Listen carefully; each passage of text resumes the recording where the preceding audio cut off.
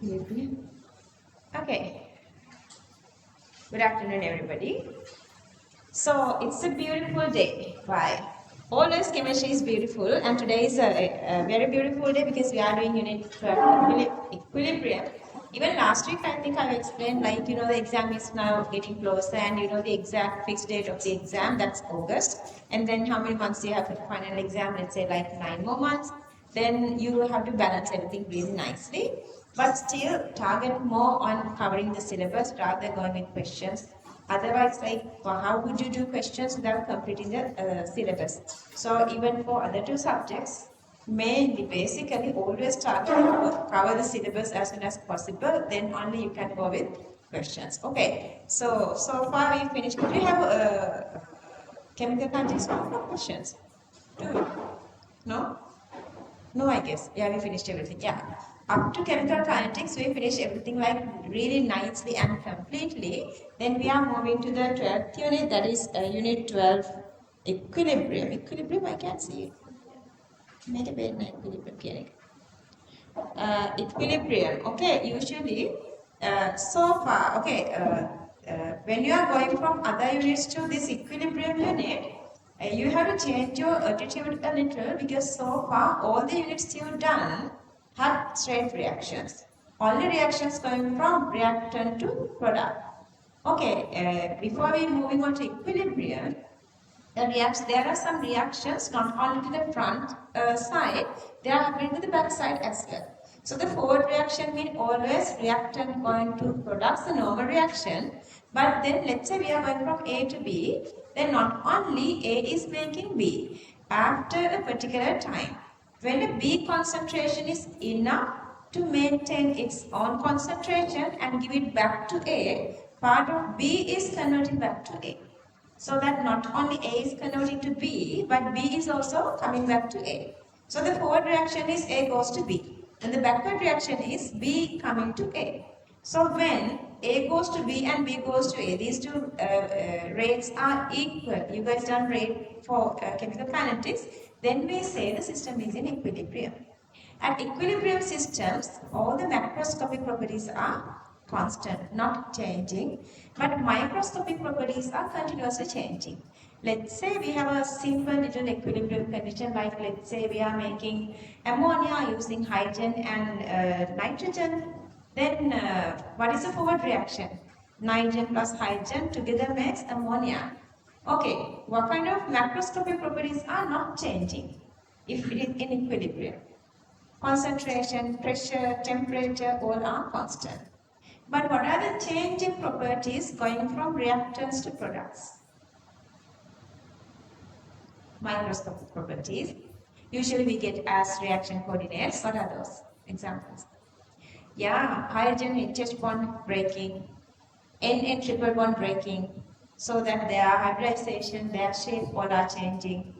And when the molecules are breaking, their atomic speeds are also changing, and then bond angles are changing. So finally, hydrogen and nitrogen together make what?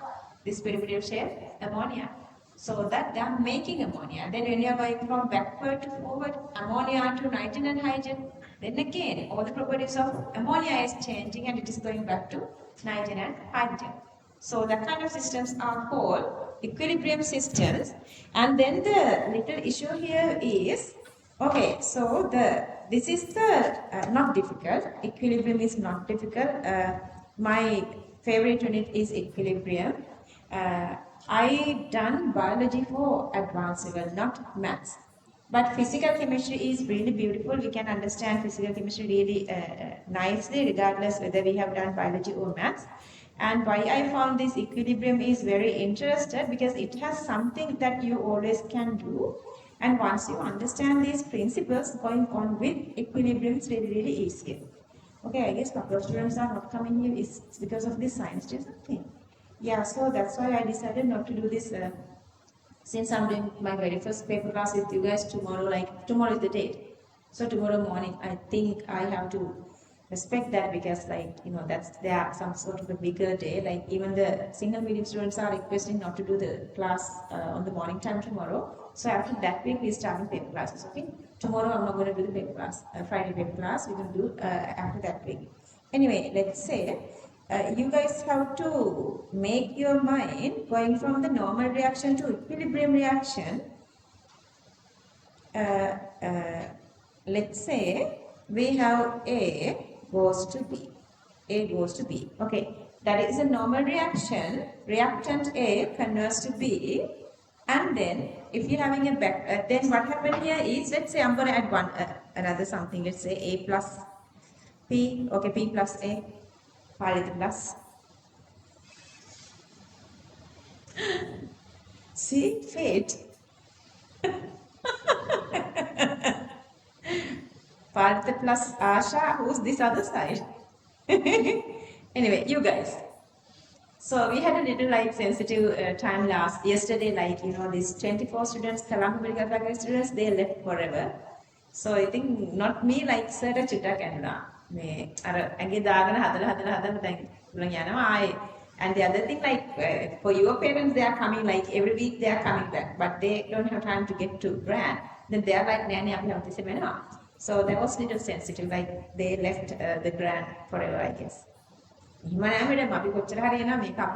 They said that, but I know they don't have time. Anyway, so let's say n number of moles of P and n number of moles of A is reacting to give how many moles of P? Same n, because the stoichiometry is 1:1:1. So n is to n is to n. And see, then let's say the stoichiometric ratio is equal to number of moles they have, so that they are just exactly giving the same amount of B. And remember we did under unit 3, let's say we have n here and we have 2n here, then how much mole of n is B is making? That's again n, that's again n. Stoichiometric ratio is 1:1:1. So you guys know that part. Taking the limiting factor decides how much products are making. We know that. Let's say everything happening that way. At the same time, not only A is converting to B, but part of B is also converting to A. Now the condition is little complicated. Part is going to be, okay, now we should know to which direction reaction is more prominent. To that direction, dissociation happen. Dissociation mean only part is breaking. Let's say reaction is going to, so for now, I'm just going to delete this, okay? Okay, only Asha Kiamati. Let's say we have only A here, and let's say part of A is now converting to B. Let's say that the dissociated part is X amount of dissociating. Then at the end of the experiment, how much A is remaining in the medium? X is dissociating mean remaining become n minus X. How much B is making now? How much? Only X. Are you understanding? Initially, if they had in the medium, if they have added n, it is there. Let's say initially we don't have any of the react product. We don't have any of the product. In the medium, initially has only this reactant A. How much A? That is n. And X is dissociating, so it gives the amount of B in the medium become X. So the remaining of A in the medium become n minus X. So each time, now once you reach this equilibrium condition, all the macroscopic properties are not changing. Because macroscopic properties are not changing, how much amount you are going to make A to B supposed to be equal to how much you are giving back from B to A. So that this n minus X and this X become constant. Understood? So this to happens this. First, always only the reactant you are adding. Then the B concentration is supposed to be increasing to some sort of a level. Only after that B is trying to convert to A. Clear that? Okay. This is not that complicated. You can understand this nicely. I'm just giving the big picture. Okay. We're going to go through theory again and again. And then let's say if all the macroscopic properties are constant here. Let's say we have some sort of a gas. Let's say B is a gas. Then what kind of a system is supposed to be this system? To make gas constant, concentration to keep constant, this is supposed to be a closed system. So you have to have a closed system. So it is a closed system.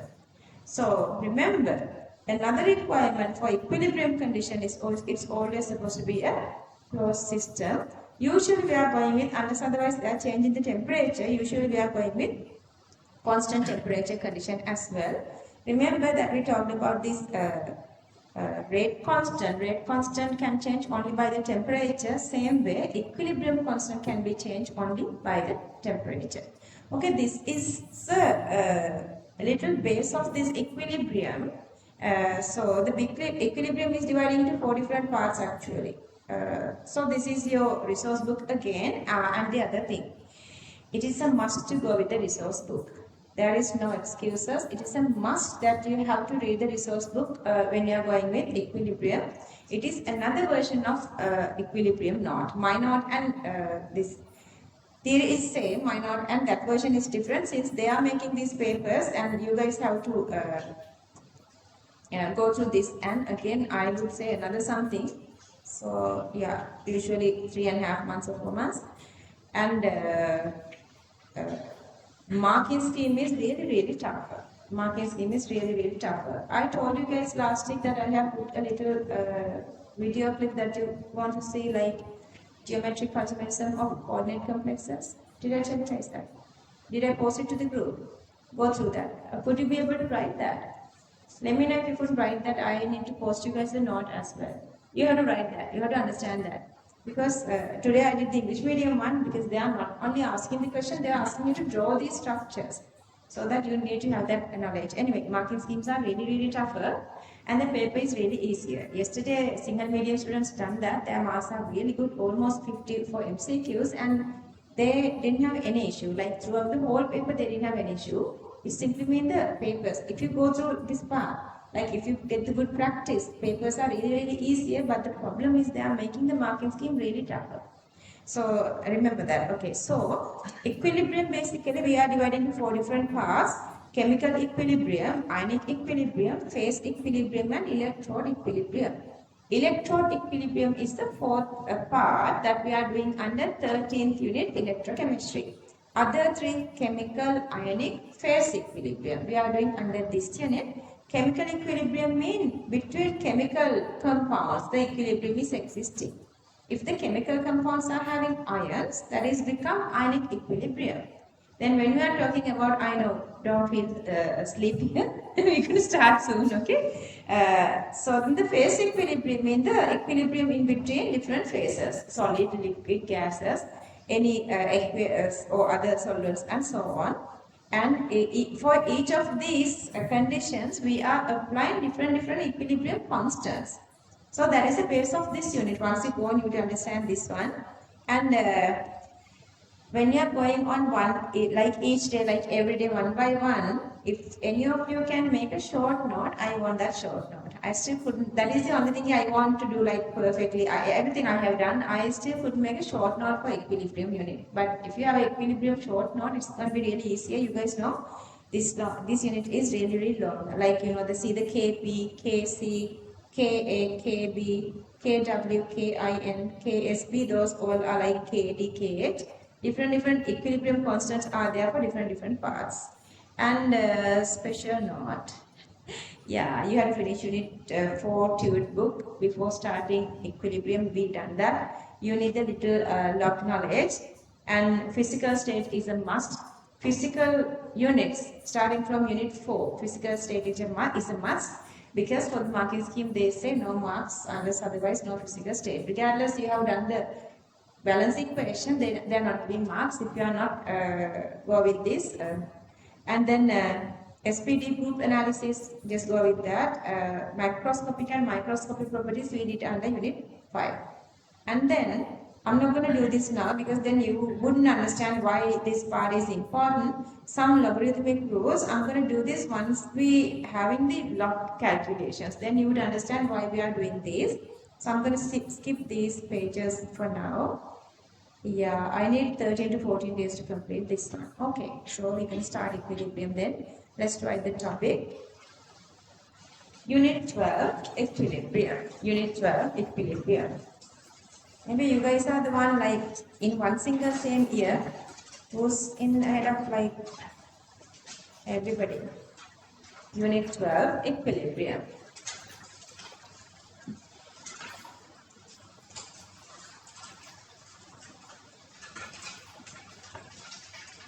How come you are back today?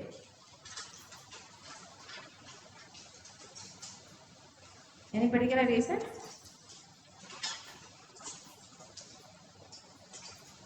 I'm asking yes if you are you stay back today. Did you write the topic? Okay.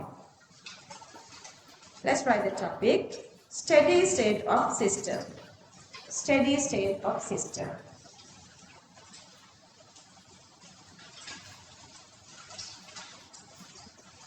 Steady state of system. Okay. What is the meaning of steady state of system?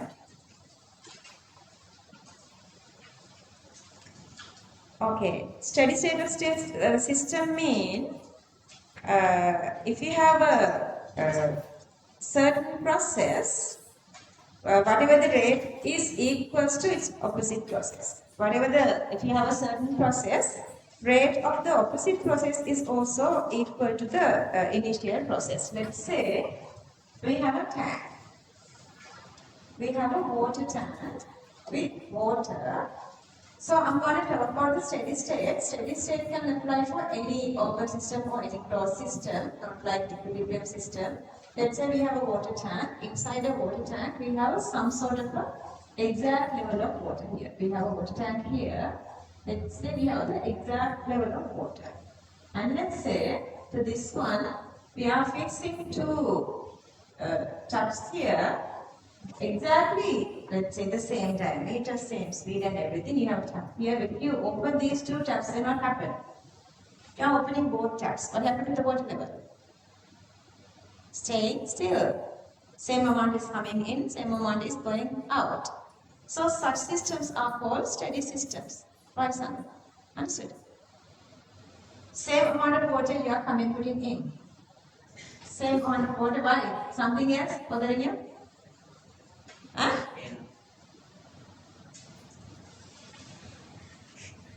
I don't understand. What is it? Make it what? Water answer. What make water? Water. Okay. Inside here you have water. Inside here you have water. Okay. So this is the water level. So the water level is not changing. Water level is staying steady. So that this is an open system, but the water tank is a steady system because water level is not changing. I will go to another example. Let's say a candle. Candle. What is steady in a candle? Tell me. What is steady? Maybe I will ask another. What is steady? The light intensity. Who's coming in to give the light? Candle එකේ මොනවද තියෙන්නේ? Wax තියෙනවා. වෙන wax එනවා. It's like a level. Have you guys seen this maybe in the Discovery Channel or something that making like biscuits or pasta or these sweets or like in the continuous process, like all the ingredients are coming and the big packaging is going out continuously. These are like small factories. Who's coming in? Wax and oxygen are coming in, then who's going out? Whatever the ashes and the light is also going out, but the light intensity is not changing. So the light intensity is still steady. Okay, my third example is the oxygen content in atmosphere. What can you say? Who's coming in? Who gives oxygen? Photosynthesis. And how do you use or consume oxygen? Respiration. There are a couple of other methods to get this oxygen away. So all these systems are called steady state, steady systems. But in these systems, something comes in and something going out because all these systems are open systems. Understood? Okay, let's understand that little part now. So let's write the topic, steady state of system. Let's write points. When rate of certain process, when rate of certain process is equal, when rate of certain process is equal to the rate of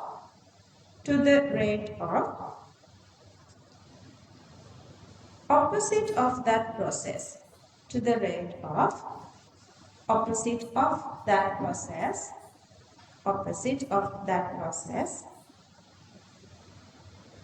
comma, the system is said to be, the system is said to be at, the system is said to be at steady state, steady state. Then කොහොමද back එක වෙලා ඉන්නව නේද? මම දවස් ගන්නවා.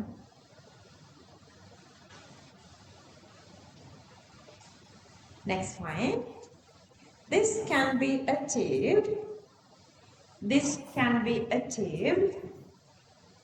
in an open system. This can be achieved in an open system. In an open system. Or in a closed system. In a closed system. In a closed system. Within bracket, at steady state, comma, macroscopic properties of the system remains constant. Macroscopic properties of the system remains constant.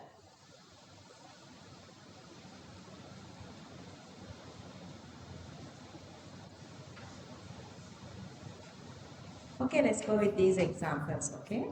And just remember, nothing is asking for exam. I'm just trying to get the better access to advanced level equilibrium. Okay, this part is not coming to exams. Example 1.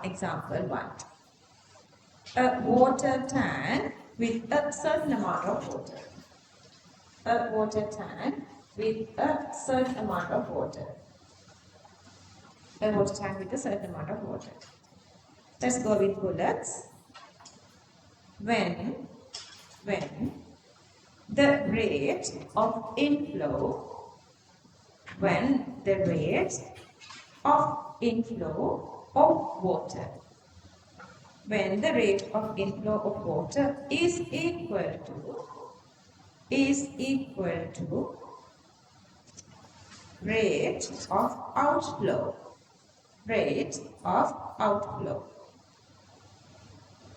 comma, volume of water in the tank,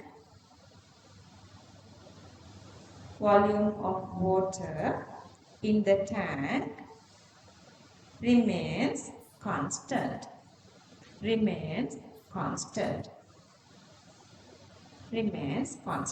Next bullet. Volume of water in the tank is, volume of water in the tank is a macroscopic property. Do you remember what is macroscopic property? Volume of water in the tank is a macroscopic property. We're going to discuss this in a bit. Macroscopic property. And this is an open system.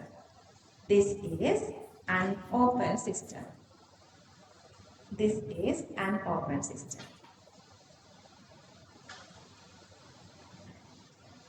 Okay, example 2.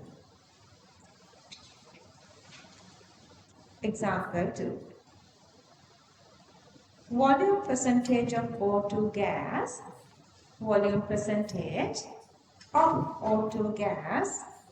in air is 21%. in A is 21%. See, have you ever thought how come it is not maintained? It is not changing because it is having this equilibrium. Okay. Points, bullets. O2 gas is formed by O2 gas is formed by photosynthesis and photolysis. O2 gas is formed by photosynthesis and photolysis. Next bullet. Atmospheric O2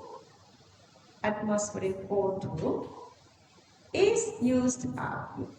Atmospheric O2 is used up for respiration, comma, combustion and oxidation. Respiration, combustion and oxidation. Next bullet. When the rate of formation of O2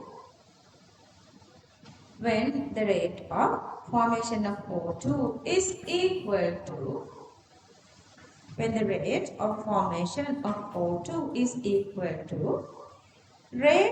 consumption,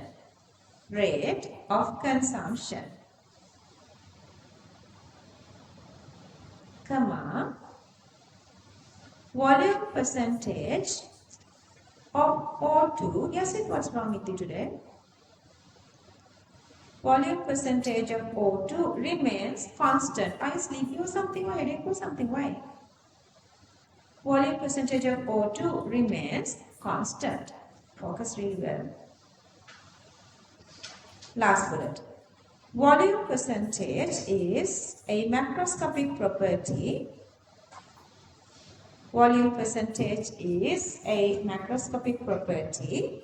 And atmosphere is an open system. Someone stop making noises. Atmosphere is an open system.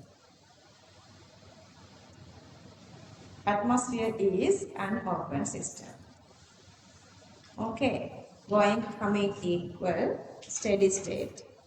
Let's write the candle story. Example 3. A candle which lights with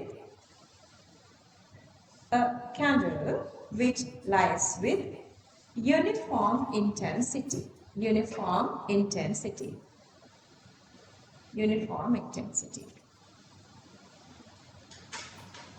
Bullets. When the rate of supply of O2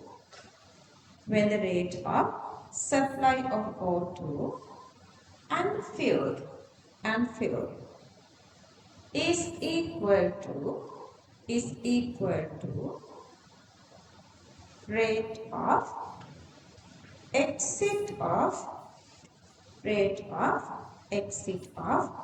combusted material, comma, intensity of the flame remains constant. Intensity of the flame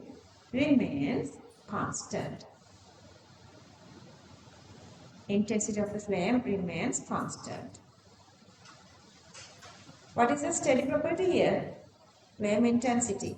Okay, let's write. Flame intensity is a macroscopic property.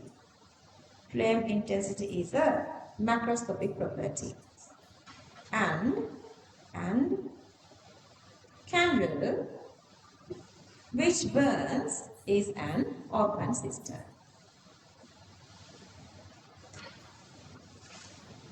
Macroscopic property, and candle which burns is an open system.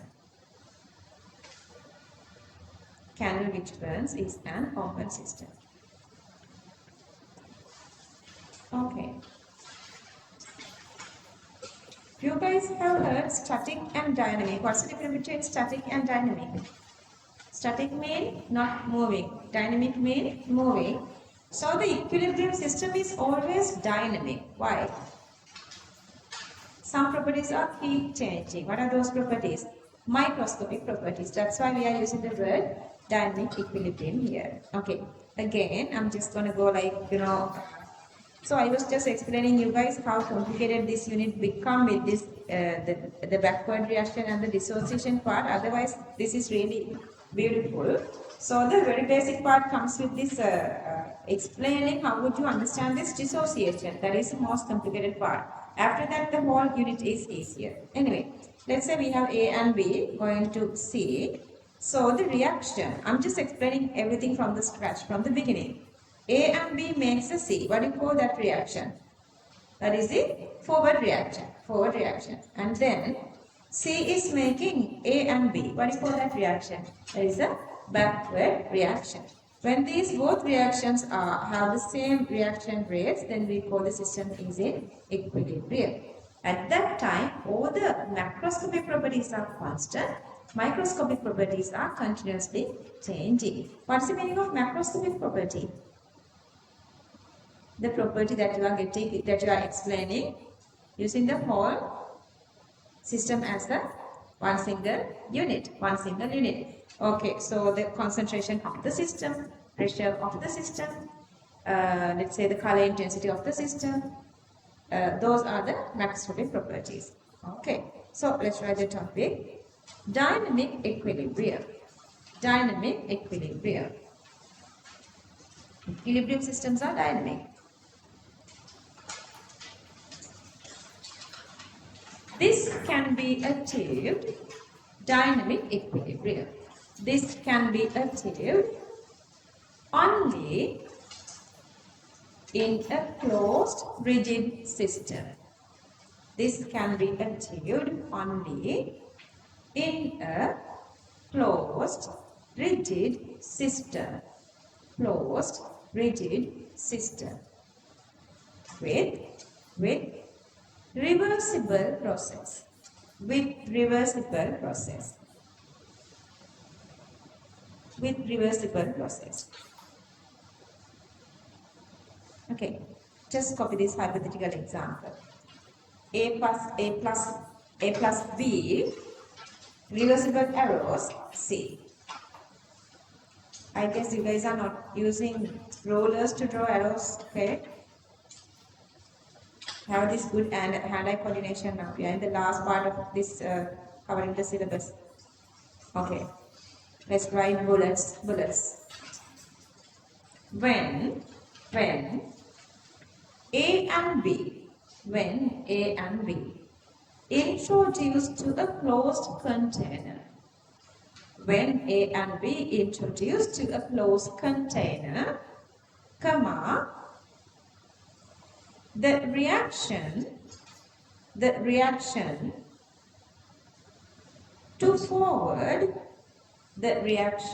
to forward takes place to give C.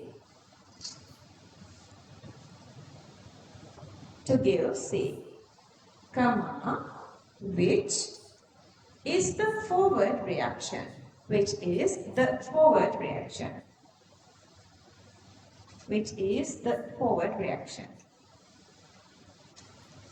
Continue. After some times,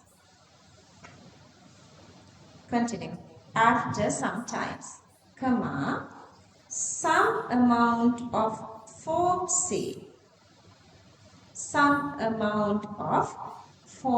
C dissociates to give A and B.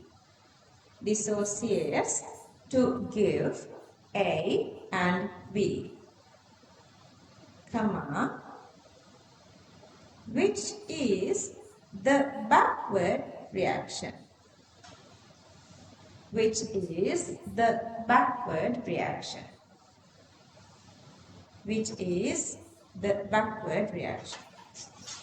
Next bullet.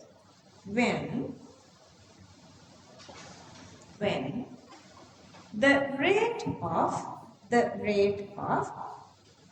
forward reaction is equal to rate of backward reaction comma, the system is in dynamic equilibrium. The system is in dynamic equilibrium.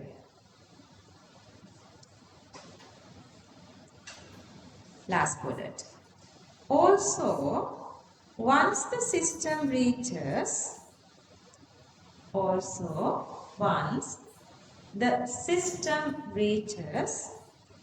dynamic equilibrium,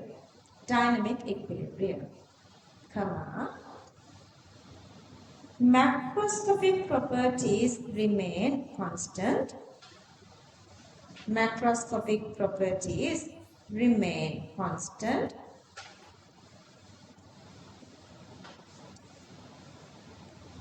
But microscopic properties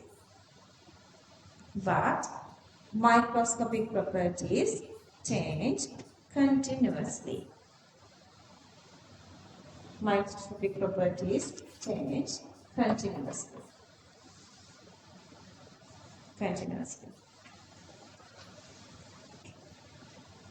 Okay, this is unit 4.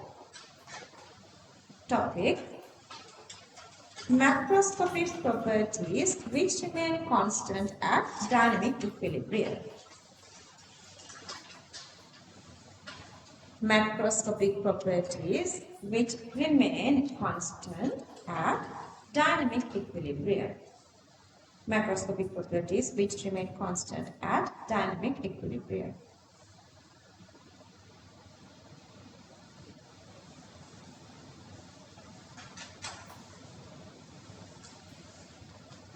Okay, see. This is easy to memorize. You can make a little short note even here right at this moment. Okay. Number of moles of each component. So it's constant. Okay. Each number of moles constant mean total number of moles. That's again the total number of moles, so that is constant. Each constituent moles constant. Total moles constant. What is constant then? Molar fraction is also constant. So that's the fourth one. Molar fraction is also constant. And then volume is constant. Fourth one is the volume. Volume constant. Volume constant. Number of moles constant. What else is constant then? Concentration is also constant. Number of moles constant. Number of moles is proportional to pressure. So that pressure is also constant. What pressure? Total pressure constant, and the partial pressure of each of these components are constant. Temperature is a must be constant, otherwise we cannot compare equilibrium constant, because once the temperature is changing, equilibrium constant is changing. See how we to memorize. Number of moles, volume, pressure, concentration. Understood? Okay, these are the variables that we are playing inside these calculations. Trust me. Whoever gone through this unit, this is actually a little like, the challenging, but you understand these principles. Students' favorite questions of essay become physical chemistry, these equilibrium questions. Even when I was doing today, I was feeling like, how seriously, chemistry difficult here? Which part? Huh? So that which part it feel like difficult? Chemistry is extremely easier. Seriously. That's what all these students are saying when they are getting closer to exam. Because once you get the practice, there is nothing that you gain new. Like even all the logical parts and everything, once you get that, that's all. Chemistry is extremely easier. Only thing is you need a proper practice. You need a very nice practice. Okay. So let's write. Macroscopic properties are properties which can be defined. Macroscopic properties are properties which can be defined considering the whole system as one unit. Considering the whole system as one unit. Let's write examples. Number 1. There are 8 examples. Example 1. Number of moles of each component. Number of moles of each component. Number 2. Total number of moles in the system. Total number of moles in the system.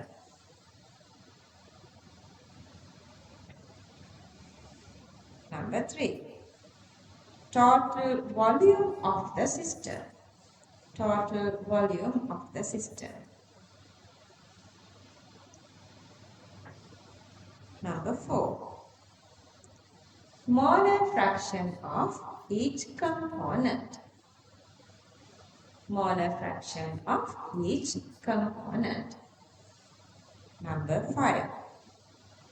Concentration of each component.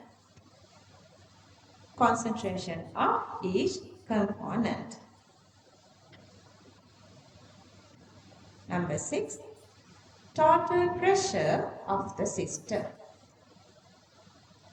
Total pressure of the system. Number 7. Partial pressure of each component. Partial pressure of each component. Last one, number 8. Temperature of the system. Yeah, at the same time try to keep the page numbers. Those make you this advanced last couple of months really like easy and comfortable. Go with page numbers. Okay, the number 8, temperature of the system. Hari. One of the churi part එකක් ඉවර කරගත්තා. මේ දැනට තියෙන part එකෙන් ඔයාලට important කියලා දෙයක් තියෙනවා නම් තියෙන්නේ equilibrium system supposed to be always a closed system. And then all the macroscopic properties are constant, microscopic properties are changing. That is that part. Make a loading and just a little idea, same as the organic chemistry. The very first day, remember we did this organic syllabus. Now you don't want that because you know everything about organic chemistry. Same way, I'm going to give you guys a big picture of equilibrium now. So let's try the topic. Different types of equilibria. Just read to complete the note. Different types of equilibria. Different types of equilibria. So I made a little short note for you guys here to make it more easier for you guys because mama danna unata ogaltama godak fresh ne ඔයගොල්ලන්ට මේ knowledge එක එන්න අපි මේක පිළිගන්නවා මේ තමයි short note එකේ මේ unit එකේ. Number 1, phase equilibrium. Phase equilibrium. Number 2, chemical equilibrium. Chemical equilibrium. Number 3, ionic equilibrium. Number 4, electrode. Phase chemical ionic electrode. Do you guys know still there are some students like they don't know how many units they have and what are the names of those units?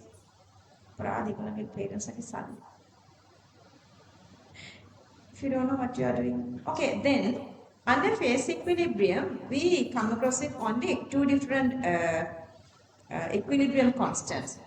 KH, Hendrix constant, and KD, dissociation constants. Copy these two. Hang in. Only this K is lowercase. Only this K is lowercase. All the other K's are uppercases. Okay? This is only lowercase K. Hendrix constant and distribution coefficient. Don't write even I say these names.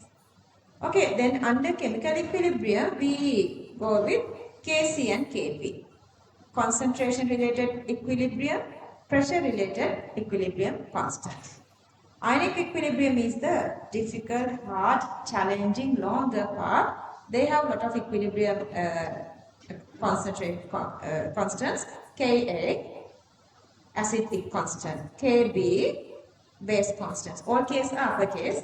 Kw, water constant. Kin, indicator constant. Ksp, solubility product constant. Okay. Don't write those. And the last part is the electrode equilibrium. So, ඔය ටිකේ තමයි අපි දැන් මේ යන්නේ. ඒ ටිකේ තමයි මම ආයෙසරක් යන්නේ just to give you guys a little better idea. We're going to start from chemical equilibrium even I have taken phase equilibrium here to the top. Okay, let's go the very first one. Number 1, phase equilibrium.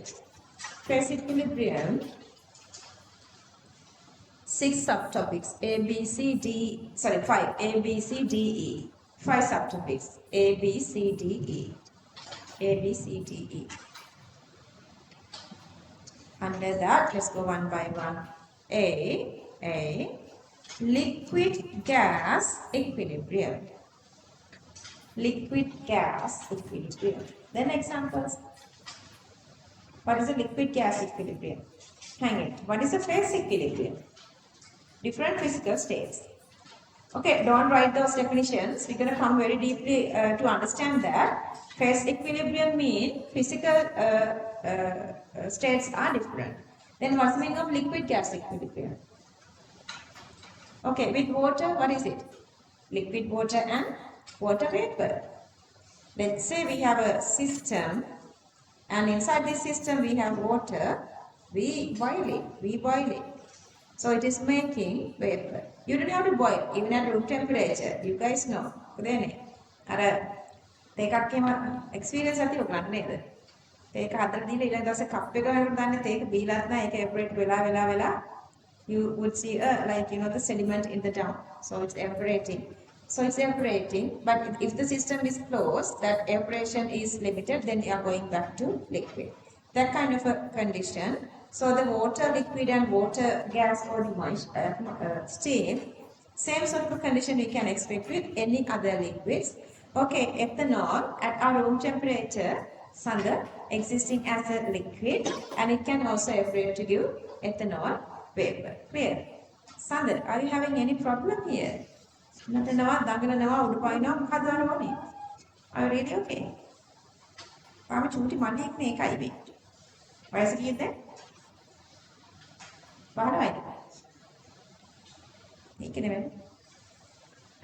Clear. Equilibrium between a liquid. Equilibrium between don't get spoiled. Equilibrium between a liquid and its own vapor. Equilibrium between a liquid and its own vapor. And I think the two didn't do it. Yeah, copy that. Sandra, Mama is there.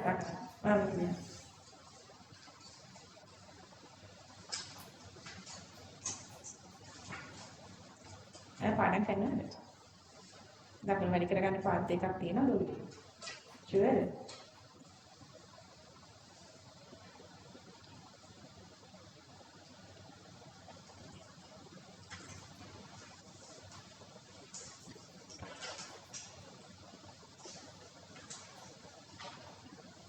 අර තර්ජි කියන තිබුණා final කවුන්ට්ඩවුන් කියන පොඩි තියෙනවා නේද පොඩි මේ download කරගන්න පොඩි මේක ඇප් එකක්. Final countdown can I see now? Tarushige, make it. Tarushige. Who showed me that? Somebody showed me that final countdown. They know like every day, like they are showing how many days are there for your final exam. That was no Sinhala, but how all of you cover? Told me like she started from 300 something days. Now, then I do nothing. Then out there then. So, I got what was the idea? This is the part I'm using. Okay, so the next one is let's listen. Solid gas. Examples. What do you call the solid gas equilibrium? Another word for solid gas. When you convert solid to gas, you call it sublimation. That is, they are given sublimation. Plus also, if let's say that මේ කපුරු බෝල කියලා හිතන්න නේද? Have you guys seen there's this big mothballs, big mothballs even? Yeah, there are like ඒකේ තියෙන හයක් විතර එකට packet එකක. So even if you keep it like outside, after you check it like after a couple of months maybe, you will see a very teeny weeny ball. Like even become smaller than the normal mothballs. So what happened here is they are evaporating. You don't see any liquid around, but they are getting really small and neat. Solid is evaporating to give this gas. Let's say if the system is closed, then after a particular level, once this gas is fully saturated, then gas is coming down to make the solid again. So if you want to save these mothballs not evaporating, you can keep it inside a very closed container. But I don't think then it will give its whatever the purpose. So these are the mothballs, solid to gas. Even you can have such condition with ice and iodine solid and iodine gas, because you guys know iodine solid is also sublimizing. Okay, let's go with this number 2. Sorry, B. Solid gas equilibrium. Solid gas equilibrium. Equilibrium between a solid substance and its vapor. Equilibrium between a solid substance and its vapor. Copy this. Equilibrium between a solid substance and its vapor.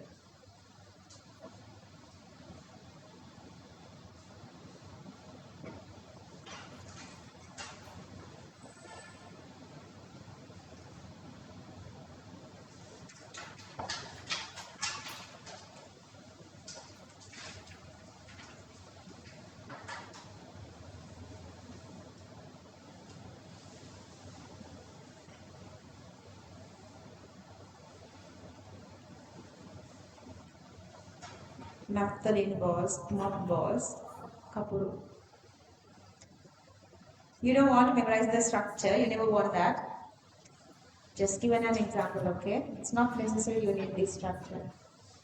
Sublimation and solidification, or sublimation and solidifying, or whatsoever. Okay, done. Did you bring this in organic?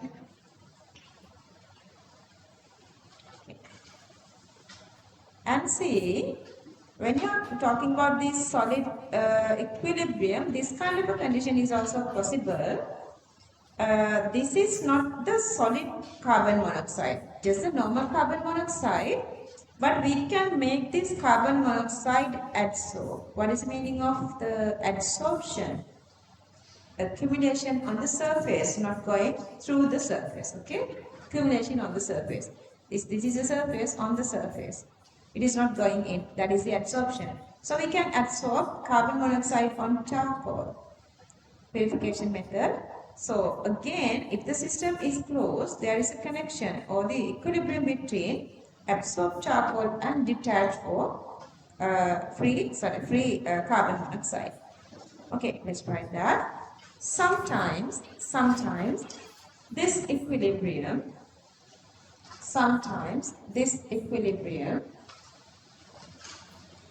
can be achieved by, just write the proper word, correct word, by adsorption, AD, okay? Adsorption of a gas on charcoal.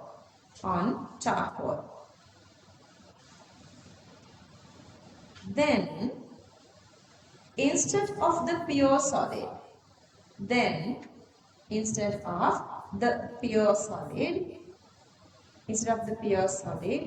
comma, a gas adsorbed on charcoal, the word is AD, the gas adsorbed on charcoal will be obtained. Will be obtained.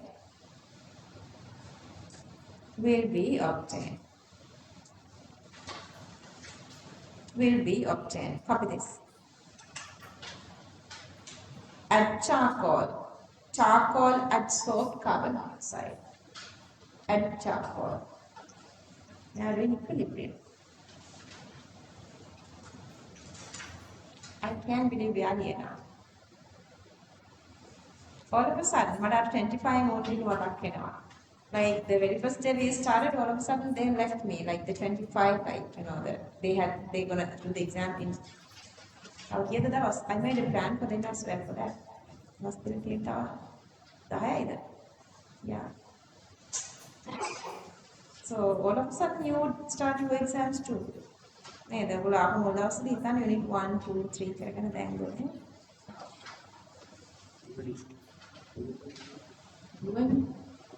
In the Sinhala medium.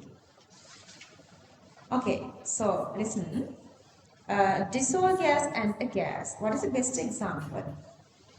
Can you go with, yeah, dissolved gas and a gas, but here this is not carbonic acid. So remember that CO2 gas and CO2 aqueous. Before, aqueous CO2 is converting to, okay, aqueous CO2 is converting to H2CO3.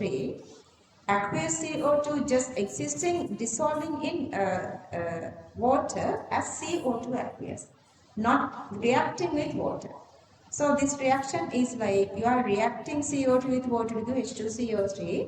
This actually is the phase equilibrium, and then this part is chemical equilibrium, and then see they are making questions like that later. H2CO3 dissociate into H++, HCO3 minus, that we have ions, that is the ionic equilibrium. That's why this is become complicated when you are answering questions. So they are merging everything together.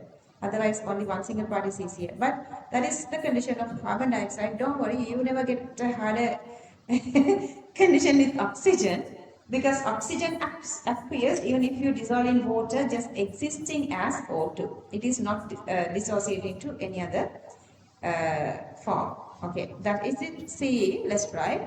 Equilibrium between, then we go with the Hendrix constant for this one. Hendrix constant. Equilibrium between a dissolved gas, equilibrium between a dissolved gas and equilibrium between a dissolved gas and a gas.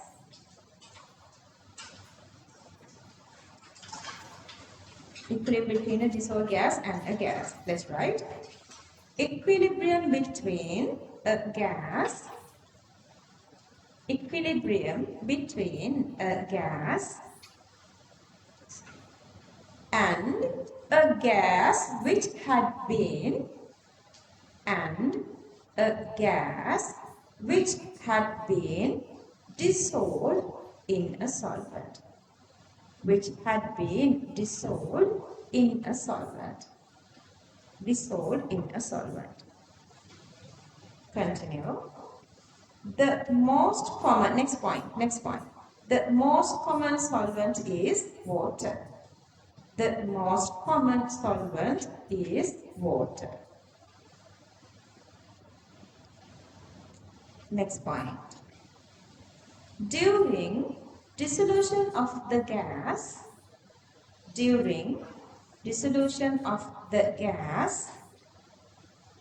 comma,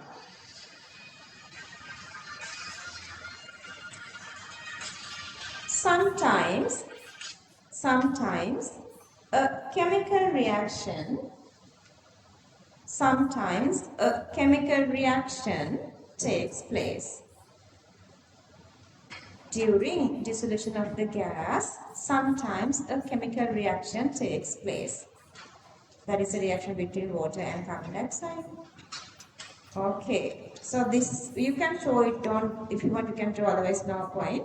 So this kind of situation, it is in a closed system, O2 aqueous and O2 gas having this equilibrium. Okay, let's copy these two.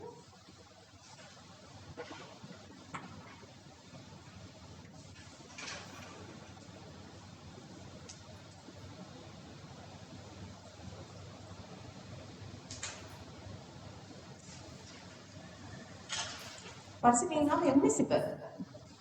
Immiscible means not mixing. Okay, so the next one is the immiscible liquid and solute equilibrium. It simply means this kind of situation. You guys know that water doesn't dissolve in any organic solvent, let's say this part is water, and then let's say this part is carbon tetrachloride, but the common solute I2 dissolved in both. But dissolution of I2 is higher in what? Yeah, CCl4, organic. What is the connection? Interaction. London. Isn't it? That's why it is dissolving more in organic solvents. And this is iron dipole is not that good here. The dissolution is less. So the dissolution is different, so that they are having some sort of connection. Like here the dissolution greater, here the dissolution is less. Then after a particular time they are making this connection. The dissolution between CCl4 and aqueous becomes some sort of a constant level. System is closed, so it can reach its equilibrium level. Okay, so that immiscible liquid, alright. Immiscible liquids are what? Immiscible liquids are water and carbon tetrachloride. In both water and carbon tetrachloride, what is a solute? I2. Understand the topic here. So that's why the topic become immiscible liquid solute. Two immiscible liquids and solute is dissolving, and then they are showing this equilibrium. Are you guys okay here? Understood? Answer? Okay, let's write D. Immiscible liquid solute equilibrium. Immiscible liquid solute equilibrium. Immiscible liquid solute equilibrium. When a solute is dissolved,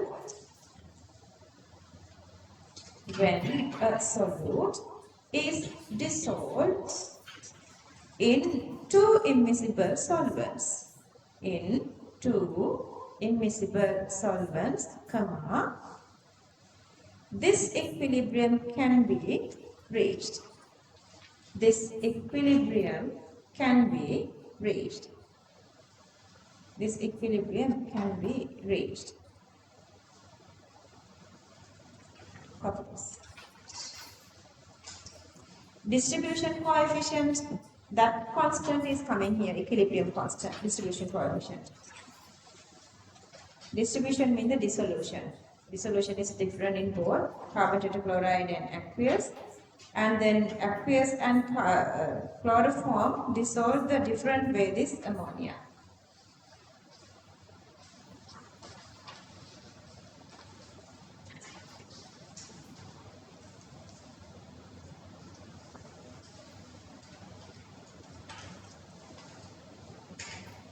Solid. Next one is the solid-solid equilibrium. Any example? We did one under inorganic chemistry. Not finished. What is that? Solid-solid equilibrium between?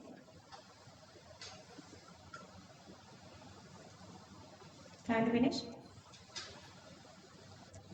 Between this rhombic and monoclinic, whatever it is coming back to rhombic, because rhombic is the most stable one. When the monoclinic temperature is decreasing to room temperature, it is coming back to rhombic. At 95, around the 95 degrees Celsius, they are having this equilibrium if the system is closed. Okay, that is a solid-solid equilibrium because rhombic sulfur, monoclinic sulfur, both are solids. So this is the last part of the phase equilibrium. Let's write E.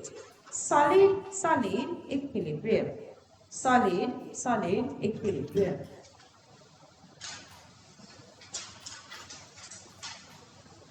Equilibrium between two solids. Equilibrium between two solids. Equilibrium between two solids. Comma. When a particular crystalline solid, equilibrium between two solids, when a particular crystalline solid transforms to another crystalline form. A particular crystalline solid transforms to another crystalline form, retaining its solid nature,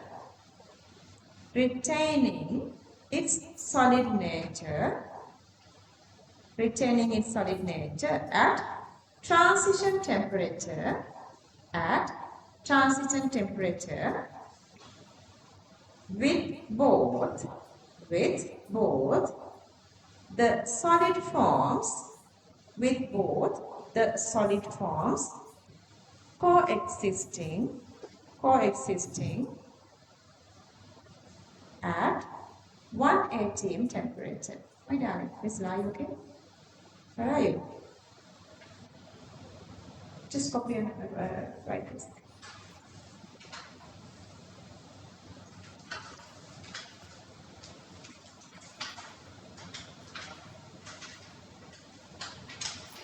Solid nature of transition temperature with both the solid forms coexisting mean at the same temperature, same pressure, they both existing in the same medium. Sulfur rhombic and sulfur monoclinic.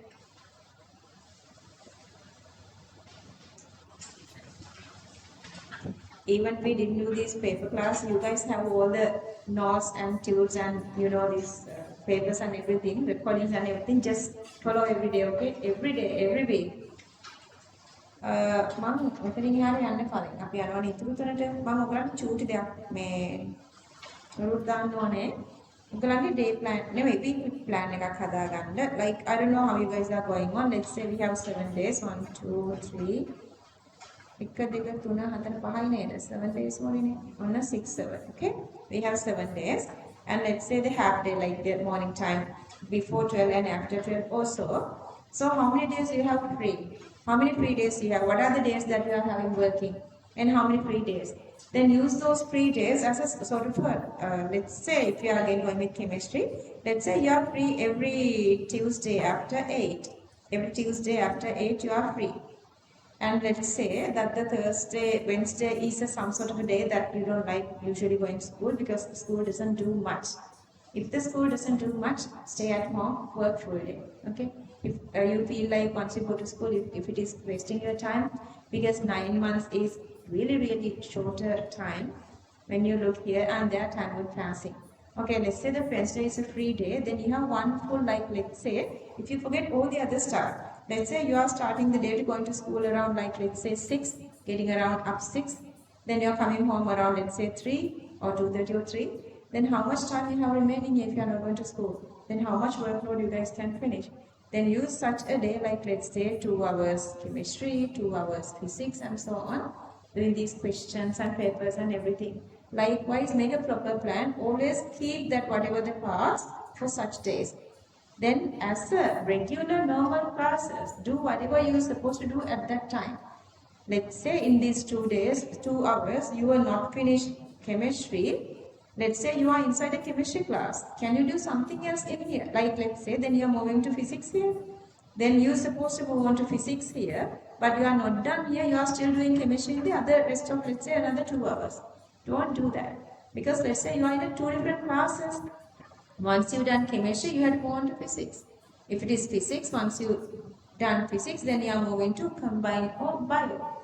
Have that kind of a like sort of a little tough program.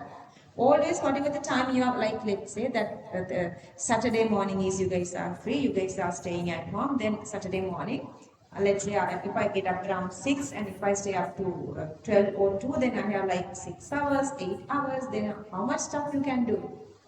Okay, manage your timing. I think you guys are having a little issue of manage timing.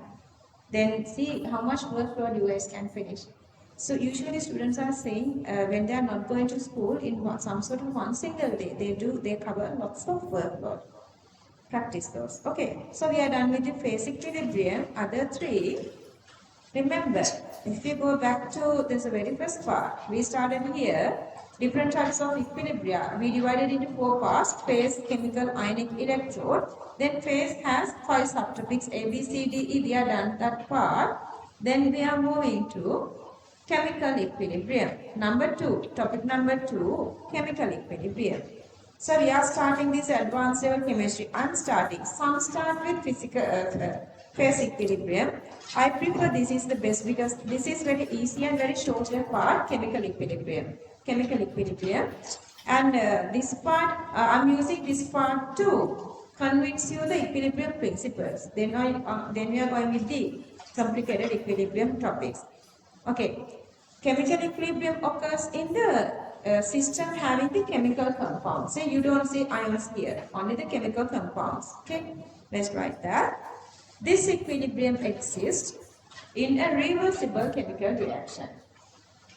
This equilibrium exists in a reversible chemical reaction. This equilibrium exists in a reversible chemical reaction. Okay, we have 3 examples. Let's try that.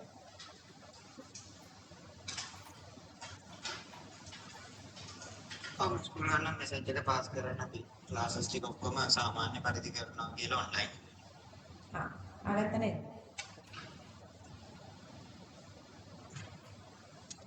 because tomorrow with this power problem, like and he said he was busy with something else as well. Anyway, copy the history.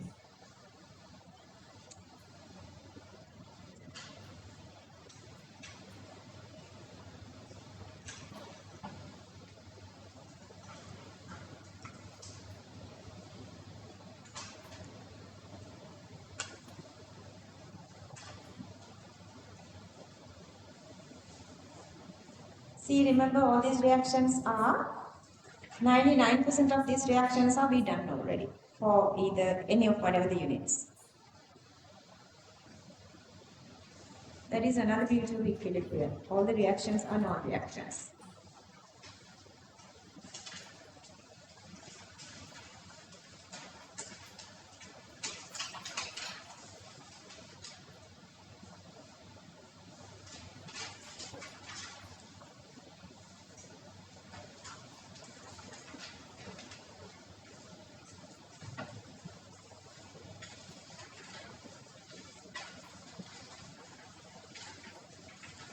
Okay, see the ionic equilibrium. That's again easy to understand. There are ions.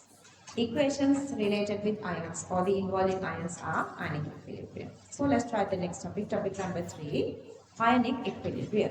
Ionic equilibrium. Ionic equilibrium. Let's write points. This is the equilibrium. This is the equilibrium. This is the equilibrium existing in a reversible chemical reaction. Existing in a reversible chemical reaction where ions involve. Where ions involve. Reversible chemical reaction where ions involve. Okay. Let's copy the history.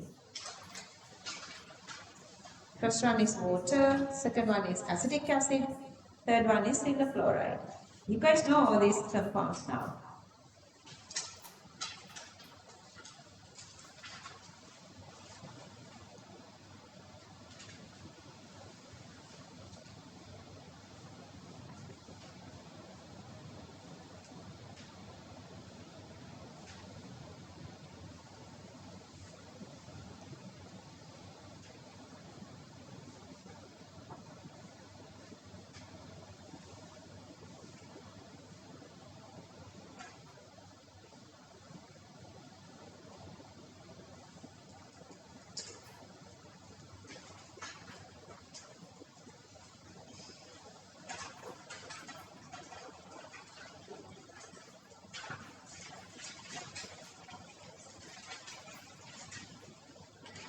And then the last part is the electron equilibrium that we're going to do it under 13th unit.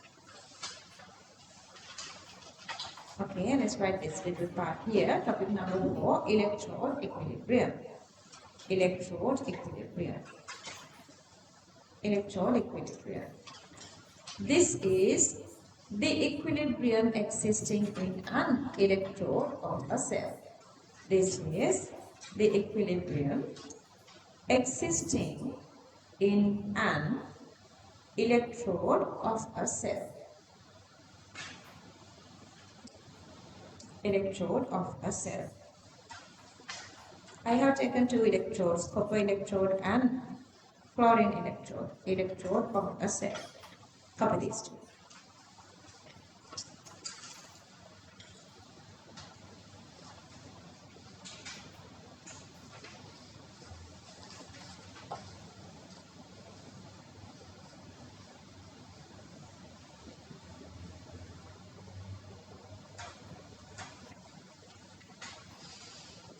Okay, chemical kinetics explain rate proportional to what? Concentration. But earlier, before they were going with this concentration term, they were using another term which we call the active mass. Active mass. Okay, so earlier, before they were talking about these concentrations, they were talking about the active mass, and that part has explained by this Gilbert and Watt, these two scientists. So they say the active mass is proportional to rate, but later they found that active mass is also the concentration. So just let's write that little part. Okay, we're going to start the chemical equilibrium topic. Chemical equilibrium. Chemical equilibrium.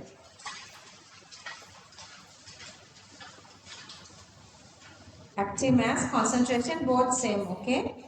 But I had to give all these because they were inclusive in this new syllabus resource books. Let's try. Gilbert and Wash. Gilbert and Wash.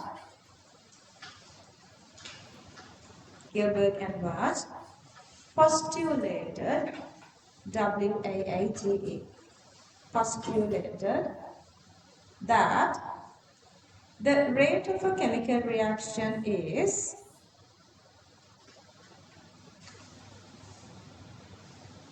active mass means the same meaning for molar concentration, okay? But they are using the word active mass. Rate of a chemical reaction is proportional to the active masses. The active masses. Whenever there is a word active masses, don't get nervous. Let's write within bracket, that is a molar concentration. Within bracket. Within bracket. Molar concentration. Molar concentration. Of the reactants. Of the reactants. Within bracket. Law of mass action. That is called law of mass action. Like mass conservation theory, this is mass action. Law of mass action. Next point. Therefore, at a constant temperature, law of mass action. Next point. Therefore, at a constant temperature, the rate of a reaction is determined by the number of collisions between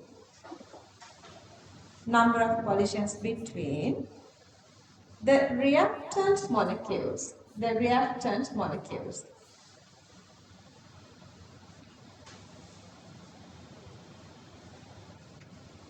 The reactant molecules present in unit volume. Present in unit volume.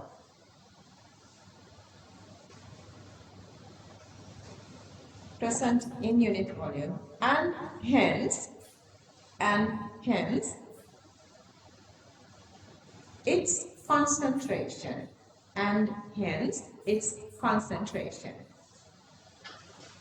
comma, which is generally referred as the active mass, which is generally referred as the active mass. Okay, what's the meaning of this?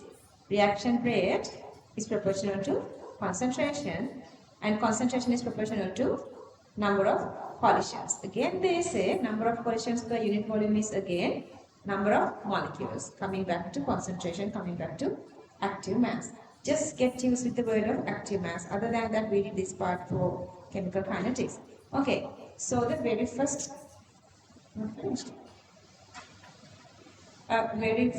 equilibrium constant we are trying to derive here. For each of these equilibrium constant, you guys have to make your mind to that level. Let's say that we are going with nitrogen and hydrogen making ammonia. Still the same equilibrium constant we are using, but that reaction is not an elementary or the one single step reaction.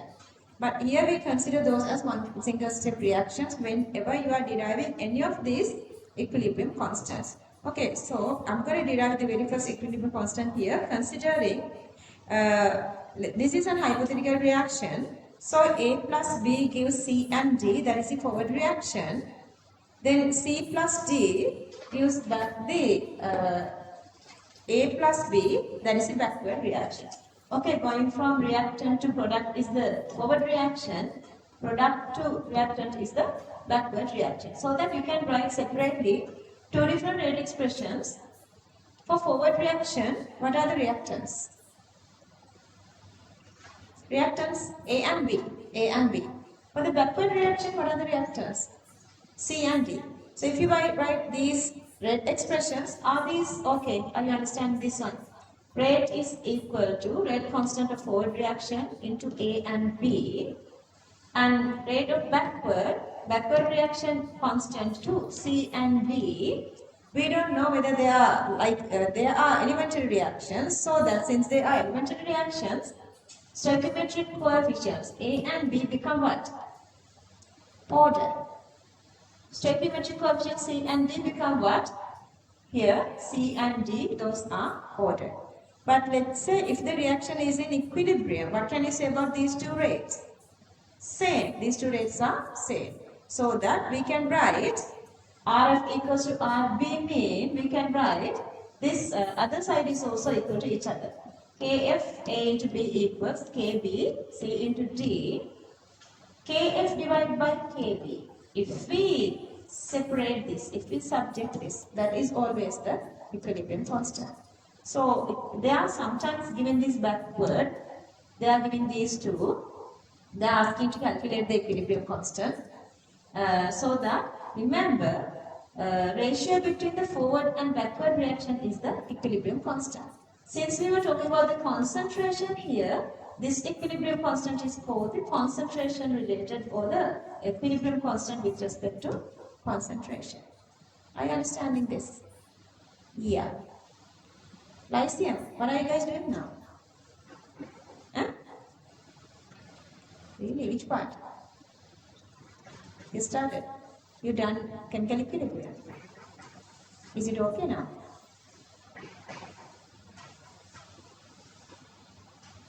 Okay, let's write the points. To derive equilibrium constant,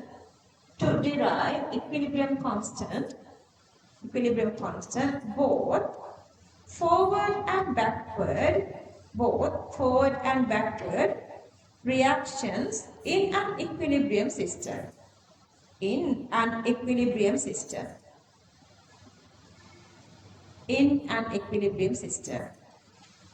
are considered as elementary reactions. Are considered as elementary reactions. Next point. Therefore, rate expressions for both reactions,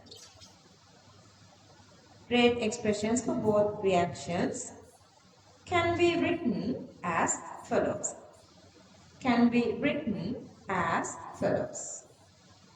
Kavit, what is an elementary reaction?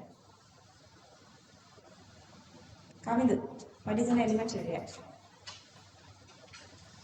That was one of the questions in 2024 paper. Define an elementary reaction. A reaction, what? Occurs through one single step, and they are expecting you guys would say that there are no what? There is one transition step, and there are no what? Intermediates. No intermediates. That is the definition for elementary reaction. So what would you know about the order of the elementary reaction? Yeah, stoichiometric ratio and order and plus something else is equal. Molecularity also equals. Okay. Using this hypothetical equation, we're going to use this equation like many times here. Okay, I want you guys to copy this. Are you guys okay understanding this? Anybody raise your hand if you want a second explanation? Yes, ඔබල හිතන ඔයාලට chemistry බය ඔයාලා weak කියලා. මට ඔයාලා weak නෑ. ඔයාලා අදින වෙලාවක් එනවා ඔය ටර්ම් ටෙස්ට් වල වැඩි ලකුණු දාන ළමයි කැලේ යන. හැමදාම කියන්නේ ඒකනේ පොඩි පාර්ට් එකක් තියාගෙන ඒක පොලිෂ් කරලා ඒකට ලබු ගන්න එක නෙවෙයි ඇඩ්වාන්ස් ලෙවල් කෙමිස්ට්‍රි එක්සෑම් කියලා කියන්නේ. You have to go with all 14 units. That boy, like you said that a boy came to us about this physics class, he was like, he couldn't believe that I'm doing unit 5.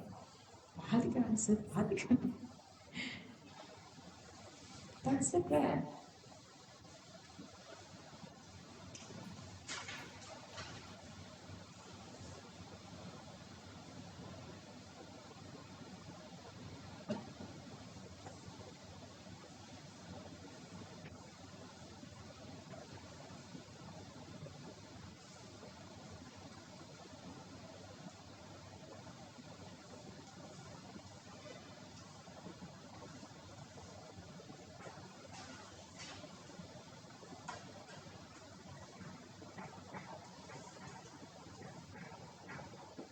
According to law of mass action.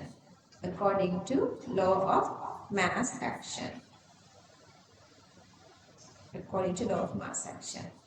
For forward reaction, for backward reaction. For forward reaction, for backward reaction, then at equilibrium.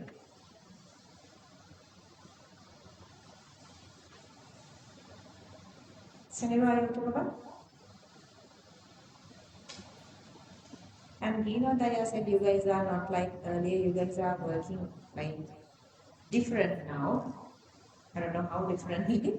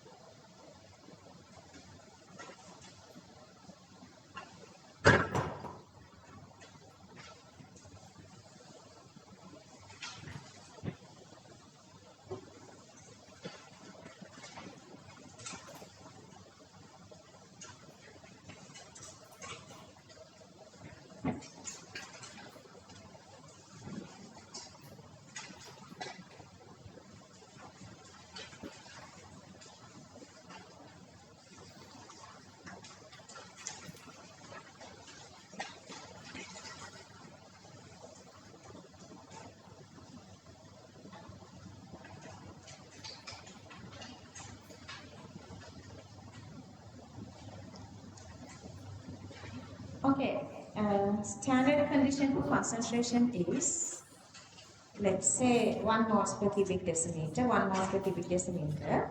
Whatever the concentration we are using here, let's say this is 0.5 moles per cubic decimeter, 0.2 moles per cubic decimeter. Anyway, you can add a couple of these numerical values. Let's say standard condition means you are dividing all this by 1 moles per cubic decimeter. Divide 1m, divide 1m and divide 1m. What is the unit of Kc then?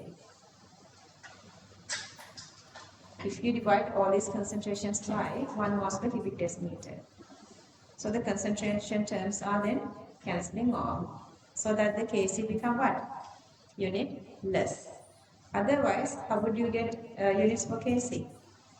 Let's say you have 1 here, 2 here, 1 here, then what? So these two are positive, like these two become then moles per cubic decimeter multiply moles per cubic decimeter divide mole to the power 2 decimeter to the power minus 6 multiply moles into decimeter to the power minus 3. Cancelling off, this comes to the top, that is the units of Kc. Okay, if you know these stoichiometric ratios, you can get units of Kc. Units of Kc depends on stoichiometric ratios normally, unless otherwise it's in standard condition. Understood? Okay, let's identify what is this Kc. Okay, a little subtopic under the formula, let's write. See, this is always we are calculating Kc. You would use this equation like, you don't know, maybe tens of thousands of times. Still, if you know the concentration of this, and you always know these stoichiometric ratios, because you are always here going with these non-chemical equations. Then knowing concentrations and the stoichiometric ratios, you always can calculate the Kc of any given system when the temperature is constant. Okay, so let's write Kc, equilibrium constant with respect to concentration. Equilibrium constant. Janindi, do you want a Panadol or something? Equilibrium constant with respect to concentration. Equilibrium constant with respect to concentration. Next bullet. Units of Kc depends on magnitude of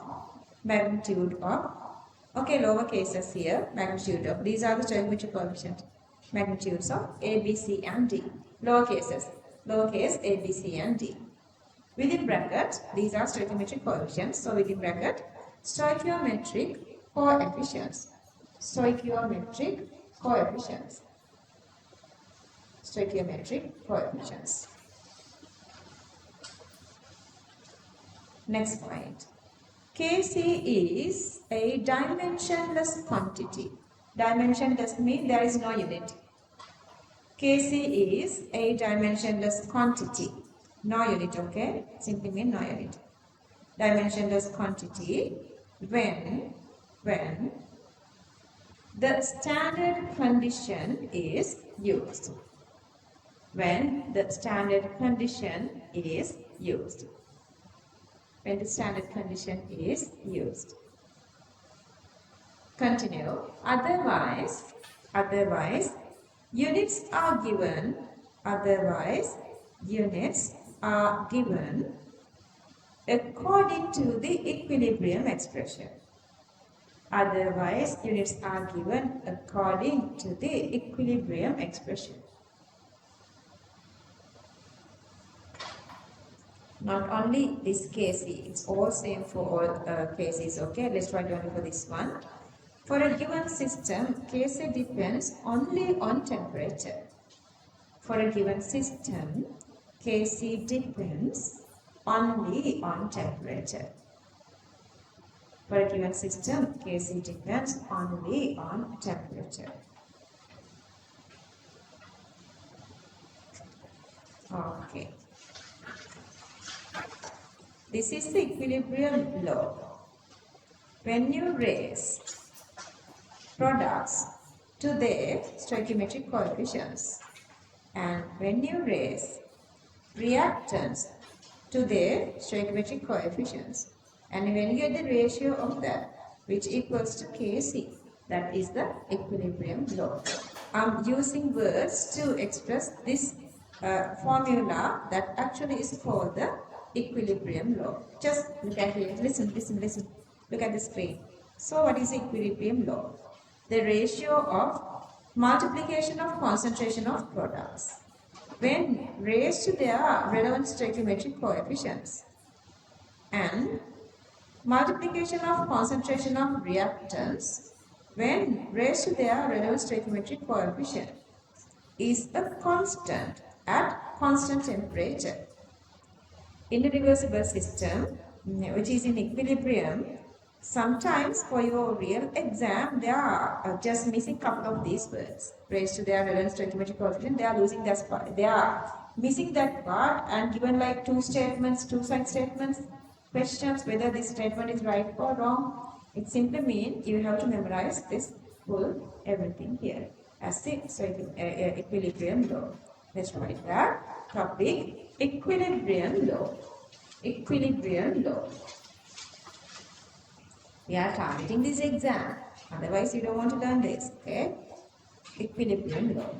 Let's write the ratio of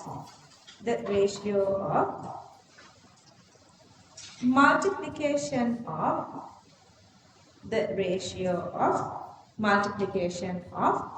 concentration of products.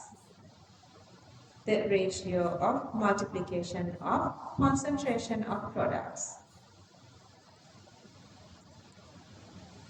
When raised to their relevant stoichiometric coefficients when raised to their relevant stoichiometric coefficients, and multiplication of concentration of reactants, and multiplication of concentration of reactants when raised to their relevant stoichiometric coefficients, when raised to their relevant stoichiometric coefficients.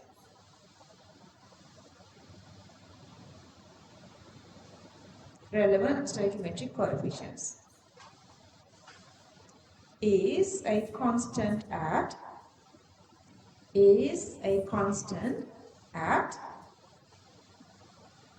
constant temperature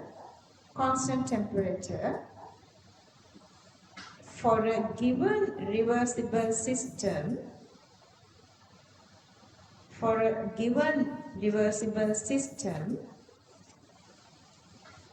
which is at equilibrium.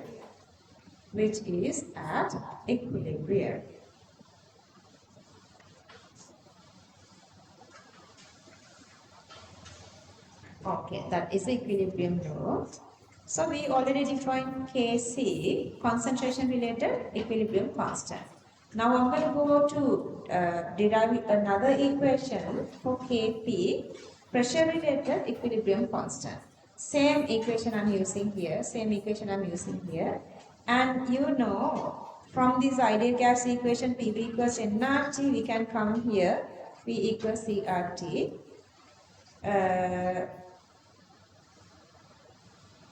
So that if the other parameters are constant, pressure is proportional to concentration. So that instead of these concentration terms, I can write pressure terms. Let's say as an example, A concentration is proportional to partial pressure of A. So that instead of this A, I'm writing PA here. Instead of concentration of B, I'm writing PB. Same way I can write concentration of C, PC, instead of concentration of D, PD. Same way again, if this is in equilibrium, forward, backward reaction rates are equal.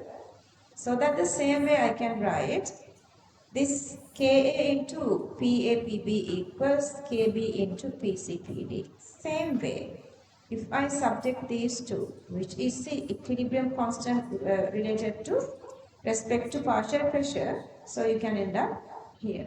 Clear this? Okay. So we have this same equation, hypothetical equation.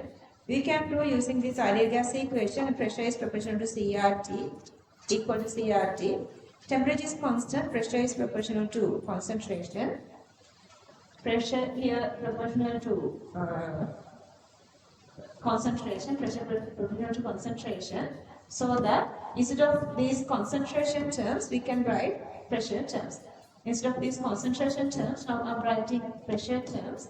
And if this condition is equilibrium, backward and forward reaction rates are equal. So that I can then write this forward reaction rate equals to backward reaction rate. Again, I subject Kf divided Kb, which equals to Kp. So this is the equilibrium expression with respect to pressure. Okay, let's write this point. If the reversible system is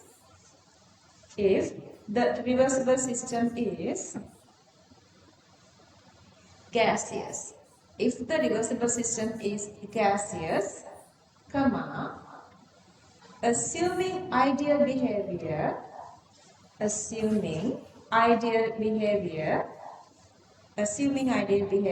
comma, ideal gas equation can be used.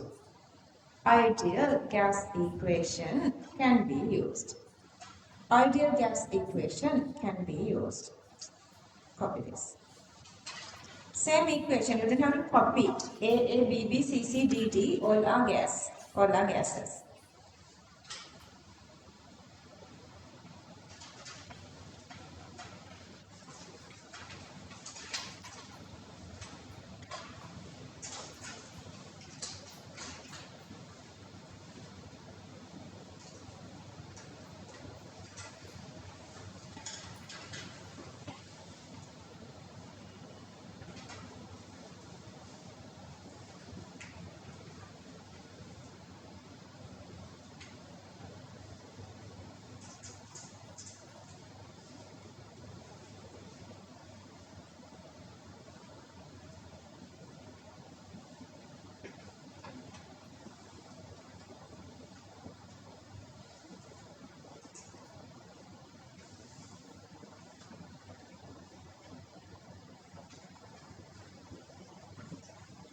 can I move up here?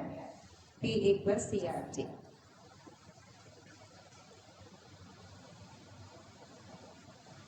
Whenever you feel tired, you guys can request a break for equilibrium, okay? Not today, today is not a heavy day. But whenever you feel like it's heavier, you can ask a break.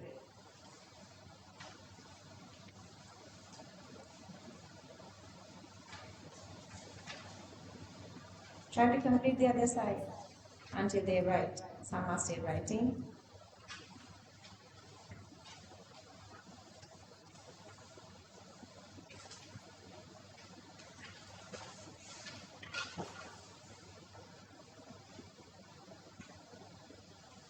Okay, this part. Same as the last one. Same as the last one. Exactly same as the last one.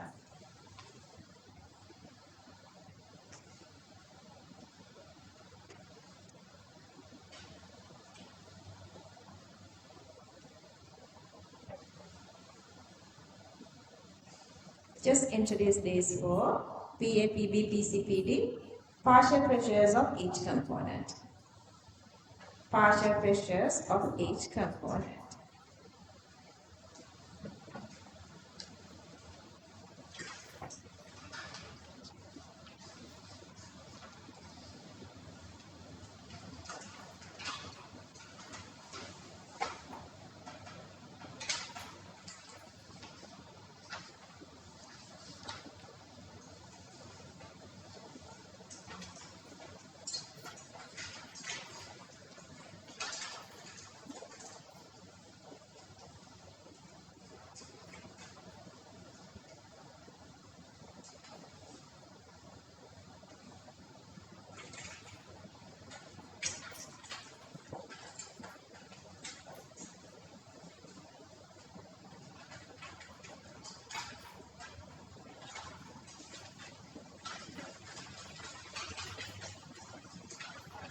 Let's identify this Kp, partial pressure of each component.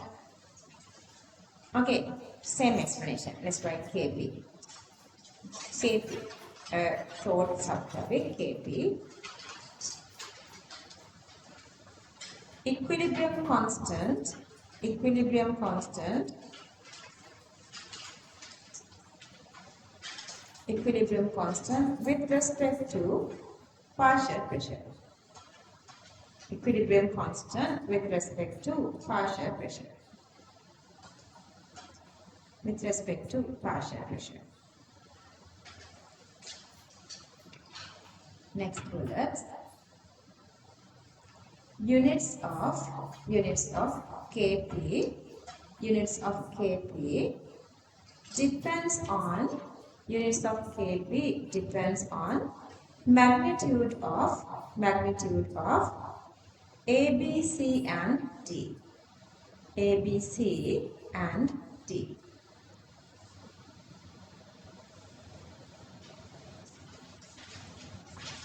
Next bullet. For a given system,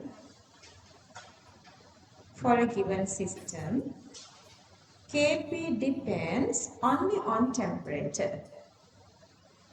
Same rules, okay? For a given system, Kp depends only on temperature. This is you should know again. Kp means the pressure, so only for gaseous systems. Let's write that. Kp can be used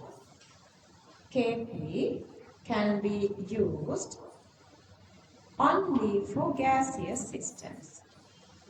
Kp can be used only for gaseous systems. Only for gaseous systems.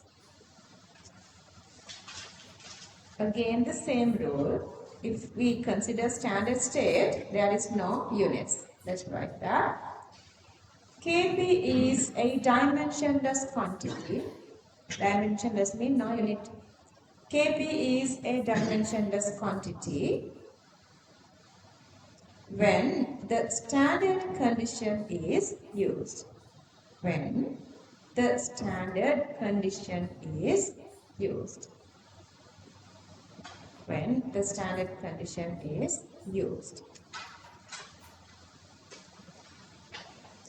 You guys know physical chemistry units are always going with calculations, but still to do calculations we suppose need this theory knowledge. And that's again, remember, all these calculations are going only with very first 30 MCQs. And sometimes these math students, they don't like chemistry, or sometimes math students are having low marks for chemistry because they are not improving that logical thinking. They are only going with this calculation part. So make sure if you guys are doing maths, make sure that you are using better knowledge and better understanding of this physical chemistry, not only for calculations. We need this knowledge for 31 to 40 mean 20 more questions are there. We need this logical thinking as well. That side, that part, no calculations are there. So let's write this question. Q1. Considering following reversible reactions, considering following reversible reactions, considering following reversible reactions, write expressions for, write expressions for Kp and Kc, write expressions for Kp and Kc with relevant units. With relevant units. Here you are improving ability of getting units.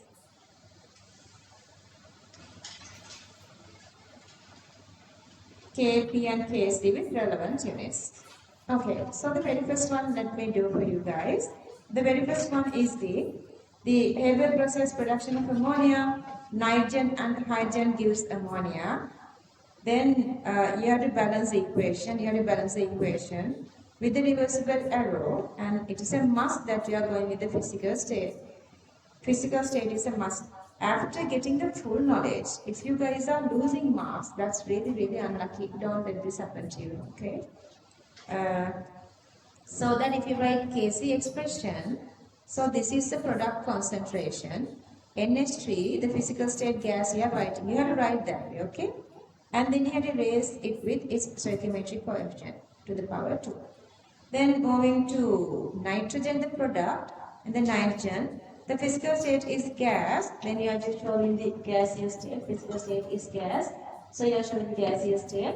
And then the stoichiometric coefficient here again is 1. So you are not showing anything here. So you are not showing here because it's 1 here.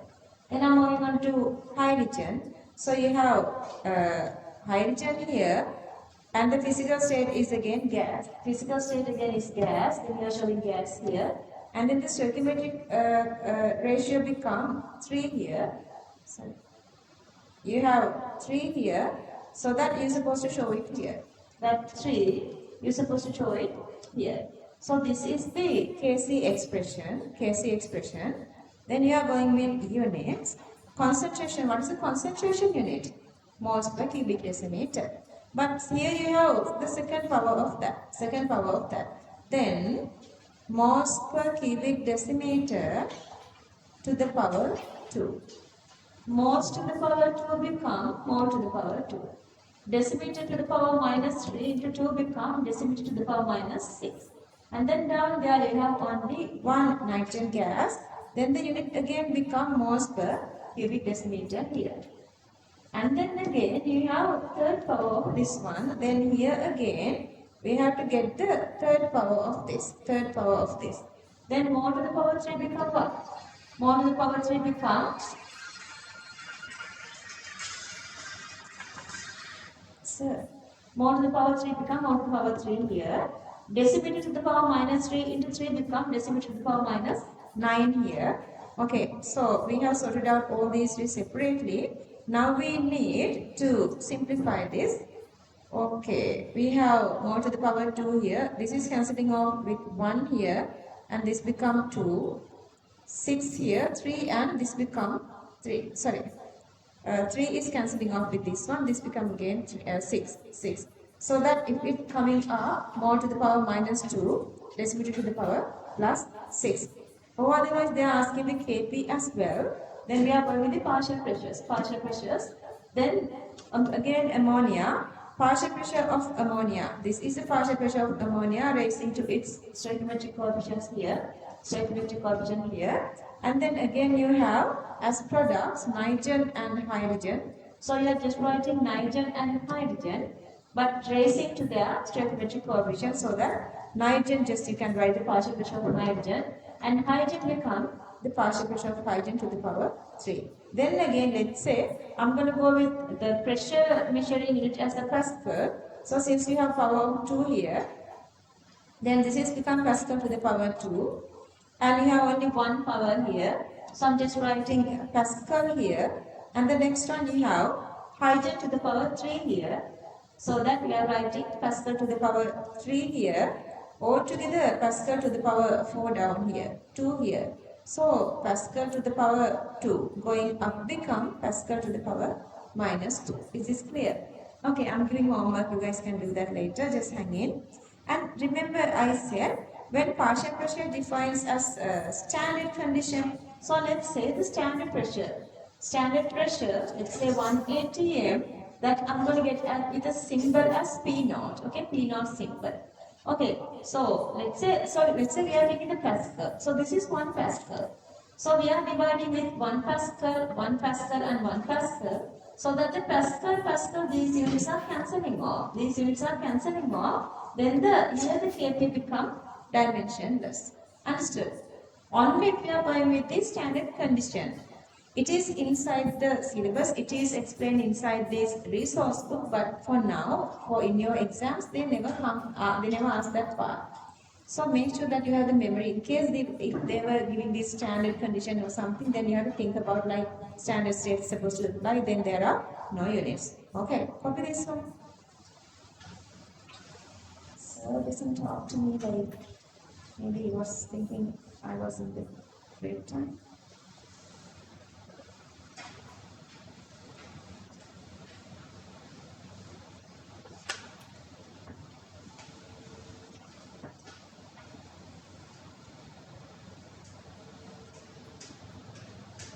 Yeah.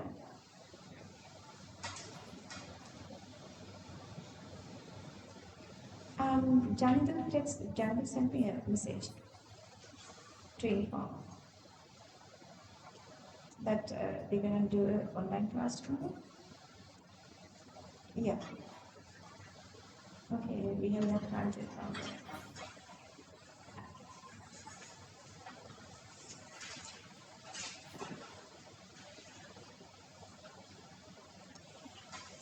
Senator Baba, any question?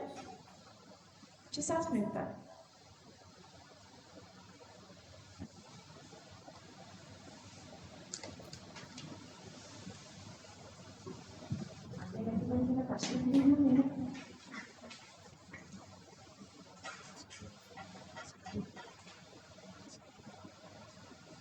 Is it? No, it's a zero. It's just not. Yeah. It's just a symbol, okay? Not power zero. It's just a symbol. It's P, it's not P0, it's just a symbol. Just write in P naught. Like we are writing the secondary impression. P naught, that's not the symbol. Understood? Right? Because the saturated pressure symbol is also this P naught. It's not zero, it's just a symbol. Okay, this one you are doing here. Another one I'm giving that you're going to do as homework here. I mean the one you're going to do at the class here, and the rest of these are going to go as homework.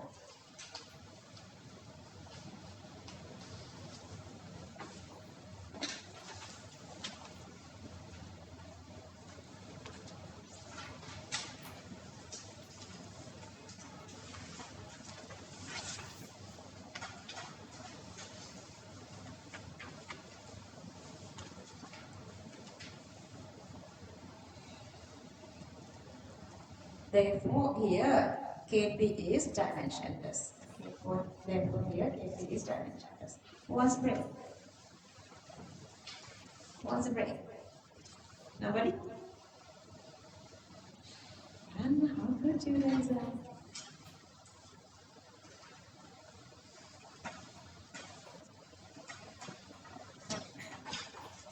Shirt එකේ case එක ගියාද? මම දාන්නේ. ගොතම් දුන්නද? Impossible. කියන්න ඕනේ. Impossible. යන්නේ නේද? කාටද කියන කීනේ මට ඉපාරක එපා. මේ තාකින් ගුරුතෝ දැනට thank you කිරින් ඉන්නවද? Finished. Okay. 33 35 දෙන්නද? 35, 45, 50. Come back at 50. This is your break time.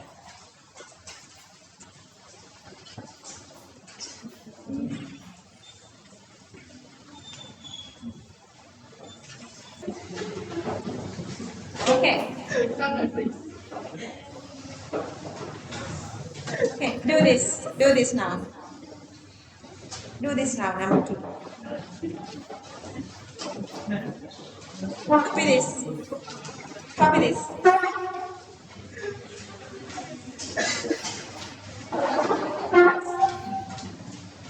Okay, now you can do this.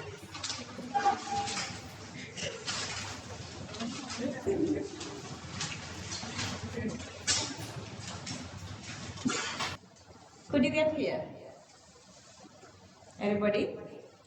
Kc equals hi squared h2 into I2 and it's unitless. And then Kp again, Phi gas squared and Ph2 gas squared, Pi2 gas squared, sorry gas. Then Pascal squared, it's again unitless. Right there, unitless. And then these are homework.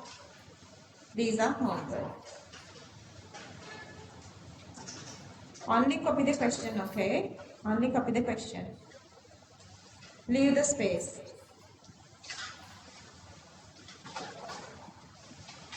Leave the space.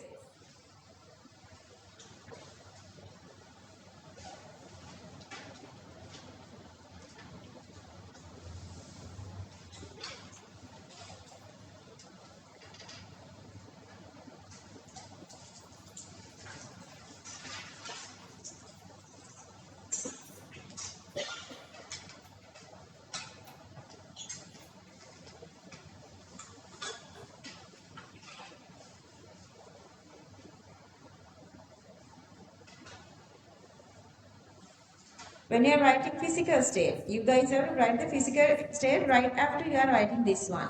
Okay, I saw some of you are like just writing all these separately. Then you are going to physical state separately. Don't do that. Sometimes you are missing them. Whenever you are writing the compound, physical state, compound, physical state, compound, physical state. Balancing you can go later, but physical state, don't do that. Okay? Okay, so number 5. Fifth one. Leave the space, okay? Number 5. Copy this.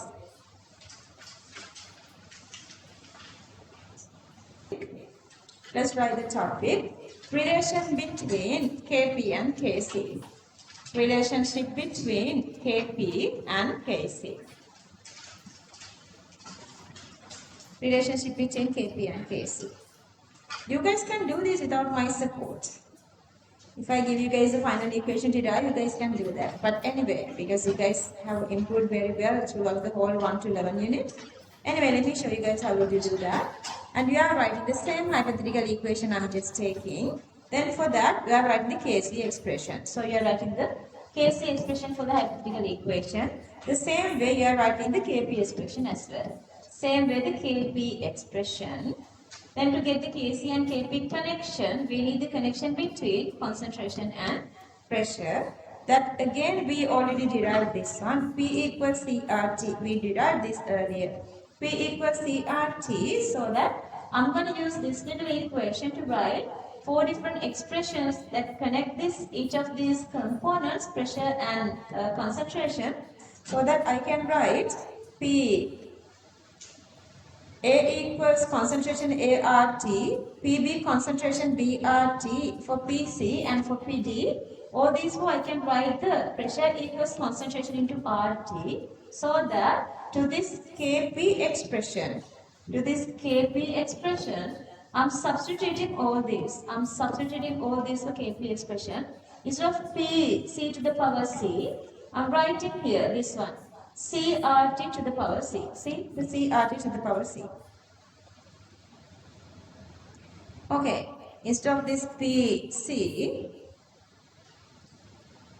I'm writing here PC, C to the power, CRT, then the stoichiometric coefficient or this power, I'm just writing as it is. Then the next one is D, then instead of this PD, I'm writing DRT. Instead of PD, I'm writing DRT, then I'm writing it here. D gas RT, then I'm just writing the stoichiometric ratio which is D. The same way I can do this one too, ART instead of PA, ART, and then BRT instead of PB, I'm writing BRT. The same way I'm gonna raise them to their stoichiometric coefficients. That's all. Then the simplification. How would you simplify? These RTs, I'm going to go to one single side. This RT to the power C, RT to the power D. That's I can write RT to the power C and D. Okay, bases same. Indices I can add together. Again the bases same, RT and RT. So these two I'm going to get together. This RT and this RT I'm writing together. So that's become A plus B, A plus B. Then if you simplify this one, what is happening? Then you can write RTCD minus RTAB. See, here CD, here AB. So you can write RT to the power, same RT to the power. These two, CD minus AB. So writing this way, this is like taking time, it's making the equation complicated. This is called the balancing coefficient. This is called the balancing coefficient product concentrations. Product stoichiometric ratios minus reactant stoichiometric ratios. Even for this 24 exam, they were given to get Kp using Kc. And then when you are calculating this one, you guys have to show the number you are calculating. Let's say that you are going with A plus B gives C. What is the balancing coefficient? 1 minus 2, it's minus 1. Then you have to show it here. You have to show it here. 1 minus 2 equals minus 1. So they were given a couple of marks to calculate this little thing, balancing coefficient. Are you guys okay here? හරි. දැන් මට සනන්ස මේක explain කරන්න ඕනේ. ටක් ගාලා කියන්නේ වෙලාව ගන්න නැතුව. හරියට? First writing Kp and then Kc and then we're going to make the connection between pressure and concentration. And then for each of these pressure terms, we are writing concentration terms. And then substituting all instead of these pressure terms, we are substituting now concentration terms. And then simplification of this RT part comes the next. And all these RT together, C plus D minus A plus B become the balancing coefficient of delta N. Kp equals KCRT delta N. If you know the equation, you definitely know what is this delta N or the balancing coefficient. And they will usually ask us to calculate either Kc or Kp, then asking to calculate the other one. What other data you would need to calculate? Equilibrium constant, only the temperature because R is also constant. Okay, copy this. Let's write the point. Topic, relationship between Kp and Kc point. Assuming ideal gas behavior,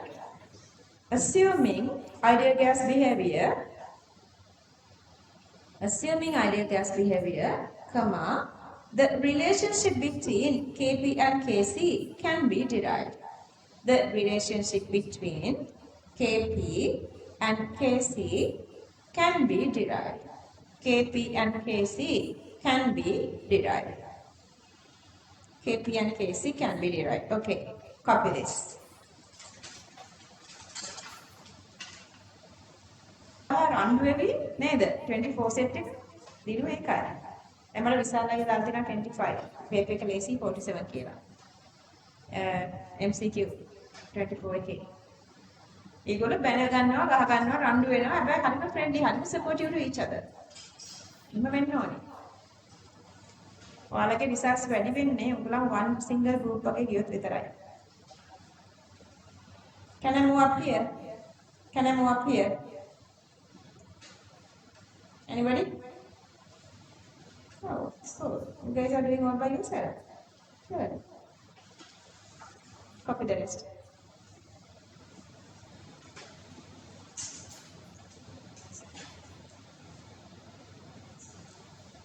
where delta n equals C plus D minus A plus B, and A, B, C, D lowercases are stoichiometric coefficients. Delta n is pole balancing coefficient. Top part. This part. Little more down. Here? Come in. Okay. Moving on. Okay, questions. Okay, let's do the very first one. Q2. Right, relationship between Kp and Kc for reversible reactions given below.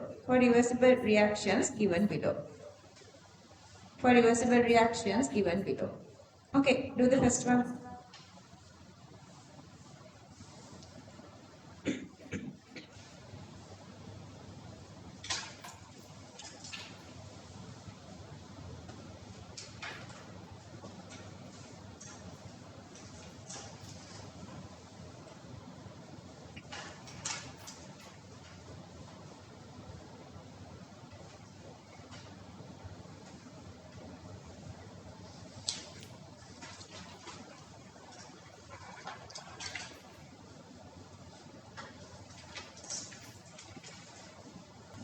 Okay, can you check the answer? Correct? Yeah. So, Kp equals Kcrt delta n. If you go with the delta n, you have 2 here, 1 and 3, you have 4 here. So, it's 2 minus 1 plus 3. So, 2 minus 4 equals to minus 2. Show it somewhere. So, delta n equals to minus 2. Just to avoid this minus 2, I am writing it like this. Because when you are doing a real calculation, you are putting it down and then you are getting answer. It's easier. Done. Are you guys writing the second one? Okay, homework. Don't look at the question. Don't look at the answer.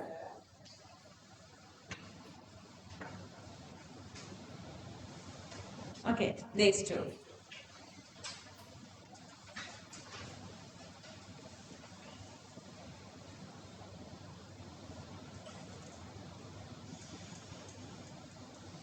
These are homework.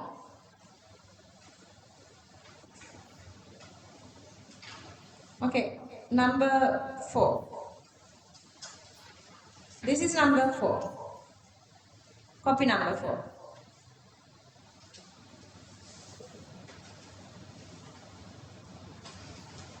Moving on.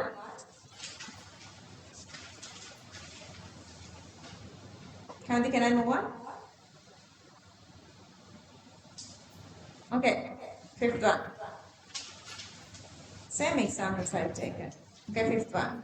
Copy this. Only writing the answer when there are gaseous components. If there are no gaseous components, then you just have to say that there are no gaseous components.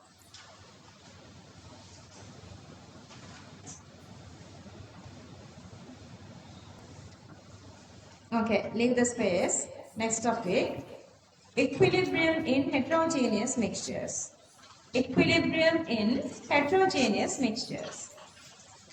Okay, under this one, we're going to talk about that solid concentrations are irrelevant. Remember that there are a lot of questions asking with that little theory. We usually consider solid concentration as constant. See, how do you show that? If you have a solid, again the number of moles equals, concentration equals number of moles divided volume, and then the number of moles equals mass divided by the molar mass. So instead of this number of moles, I am writing here the mass divided by molar mass, and then I'm gonna separate this part. MOV part, that actually is the density, this is the density. So, we can write concentration equals density divided by mass. So that density equals mass divided by volume. So that we can come with this equation, and you guys know for solids, density is not changing, it is constant. Molar mass is also constant, so that the concentration become constant. Remember, they never ask this part to derive, but they always give you guys these conditions. Whether, okay, tell me, if concentration of a solids are constant, can you include them into these equilibrium expressions? You are not including, because the concentration is constant, it's not changing. So that concentration, let's say this kind of a connection, okay, this kind of a condition. Okay, so if this is constant, see, this solid concentration is constant. This is also constant. So all the constants into one single term. So we are omit these solid compounds from equilibrium expressions. Understood? Because they are constant. Not only that, let's say we have a liquid conditions, that same liquid is acting as the part of this reactant. So here the medium is liquid mercury, and the liquid mercury also acting as a reactant. But still, since it is the medium or the solvent. If it is a solvent, then its concentration is really, really high. So the changing of this concentration is very low. So that this part is again we are adding to this part. Understood? So this and this together are constant. So we are writing only the expression for these two, other two, whatever is the other conditions. This is acting as the media, so this concentration is constant. Okay, so you guys have to memorize either it is a solid or either it is the liquid or aqueous becoming the medium. You are taking this as constants. You are not adding those to equilibrium expressions. Okay, so let's write the topic. Equilibrium in heterogeneous mixtures. Equilibrium heterogeneous mixtures. Let's write the point. If there is a solid substance, if there is a solid substance, if there is a solid substance, if there is a solid substance, copy this.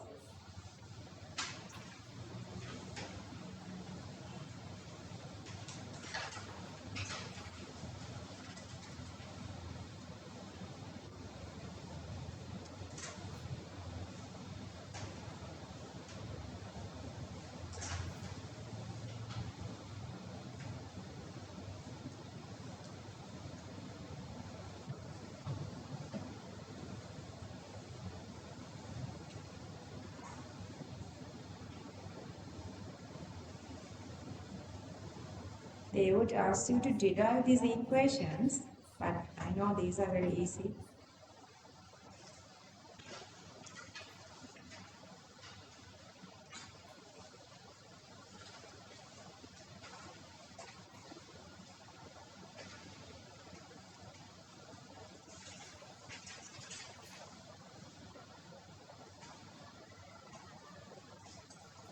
Oops.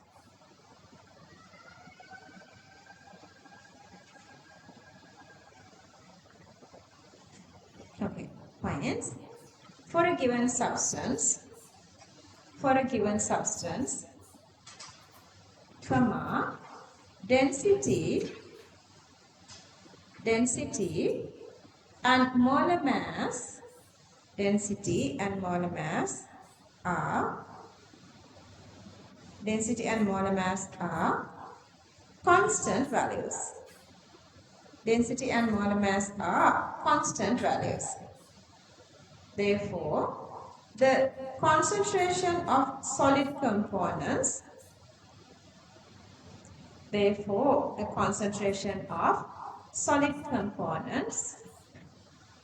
would be constant. Concentration of solid components would be constant.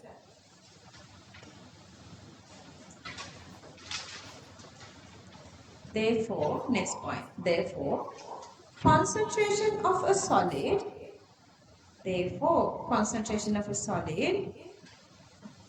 is completely independent from the amount of substance,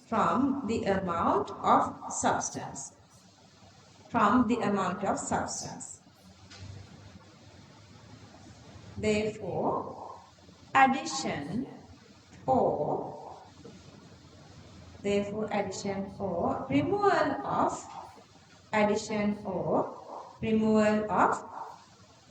solid components from an equilibrium mixture. Addition removal both. Solid components from an equilibrium mixture could not change the equilibrium position. Could not change the equilibrium position. Could not change the equilibrium position. Could not change the equilibrium position. That's point. If there is a solid substance, in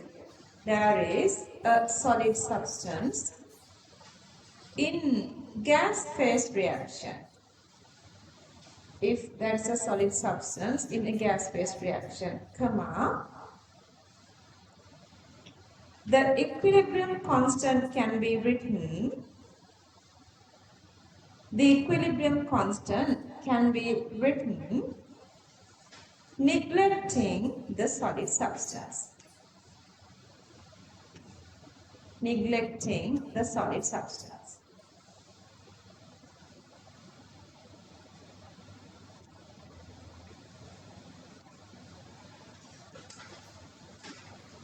Neglecting the solid substance.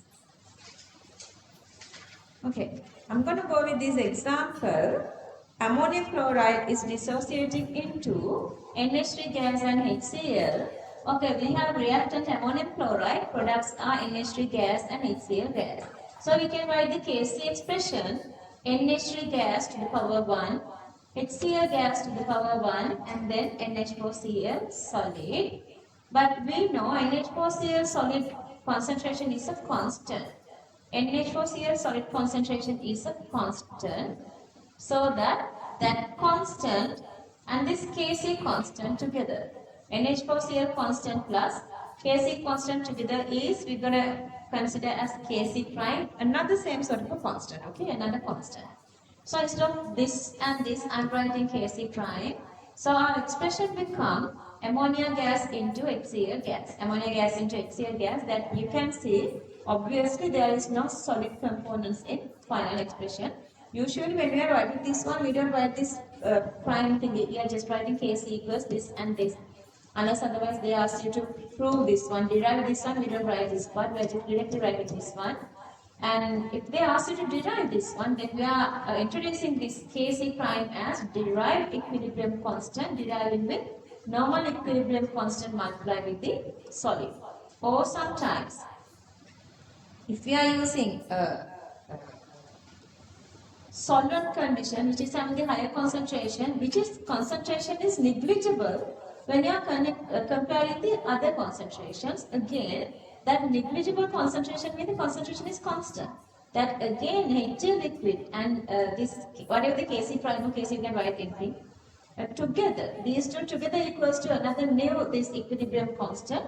So that equilibrium constant consisting with all the other parameters other than this constant one. Here the constant one is mercury liquid, and here the constant one is this ammonium chloride solid. So this is constant here as well. And then when you are writing the Kp expression again doesn't have this ammonium chloride. So the Kp expression again having this ammonia and HCl. And also when you are getting the connection between Kp and Kc, again we are omitting that solid part here, so that the number of product molecules 1 and 2 here minus ammonium chloride doesn't consider as a component here, so this is become 0, so that the balancing coefficient become 2 minus 0, that is 2. So that if we write the Kp expression, we write the Kp Kc connection, Kp equals Kc into Rd to the power 2, where that the solid concentration are considering as 0. Clear that? Understood? Okay, copy this.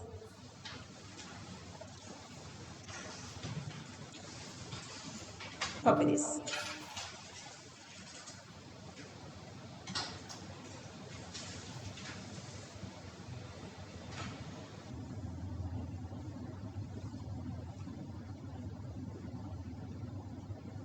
moving up here. Kc prime.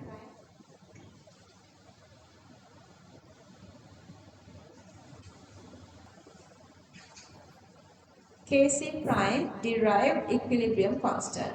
Kc prime derived equilibrium constant. And then write also Kp equals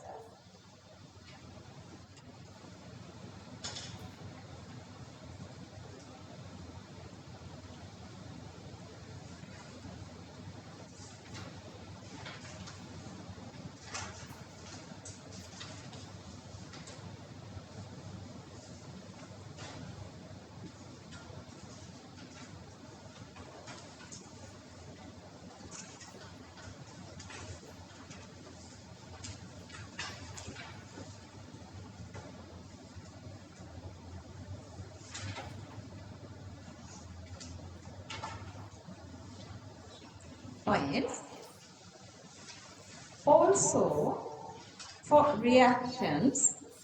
Also for reactions carried out in solutions. Also for reactions carried out in solutions, the concentration of the solvent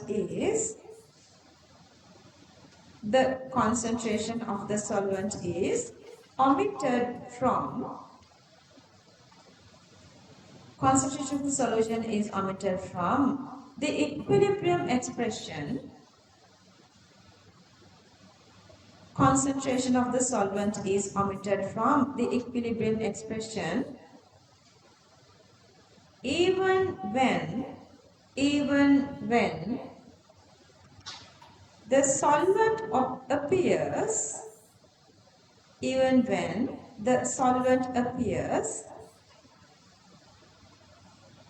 in the balanced chemical equation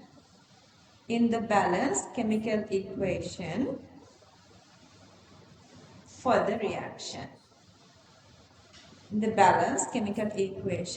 the reaction.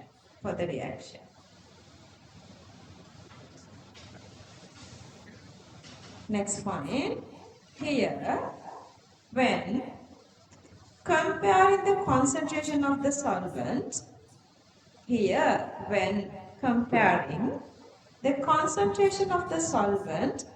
with reactant, solvent concentration is very high.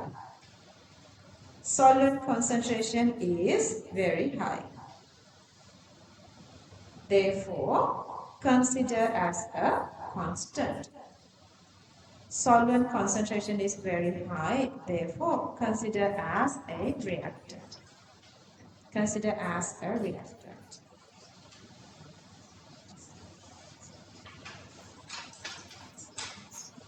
Sorry.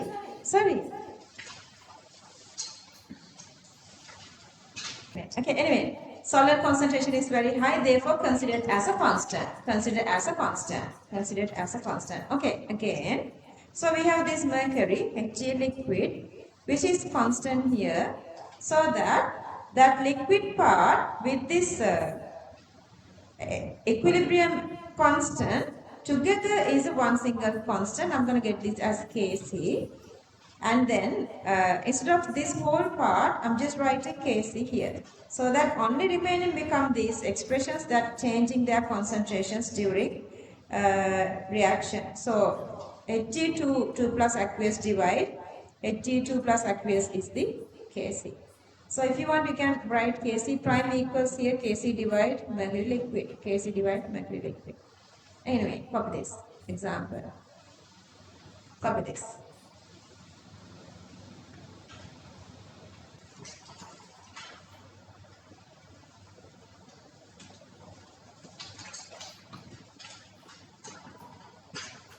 Yes, can I move on? That's it? Okay. Memorize this little point. Let's write. Therefore, concentrations of pure solids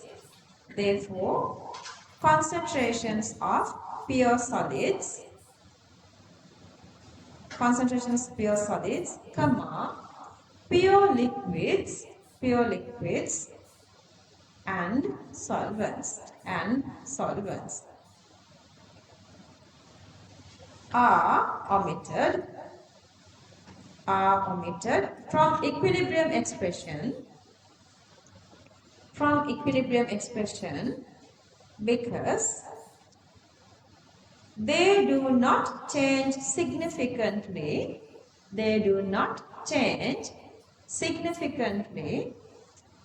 during reactions when enough is present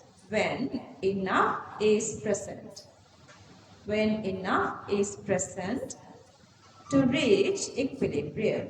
When enough is present to reach equilibrium. Enough is present to reach equilibrium. Okay, Q3. Considering following heterogeneous systems,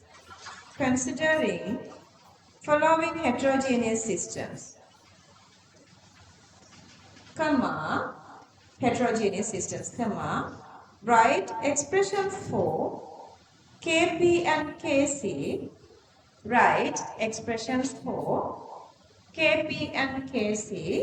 and write the relationship between Kp and Kc. Write expressions for Kp and Kc and write the relationship between Kp and Kc.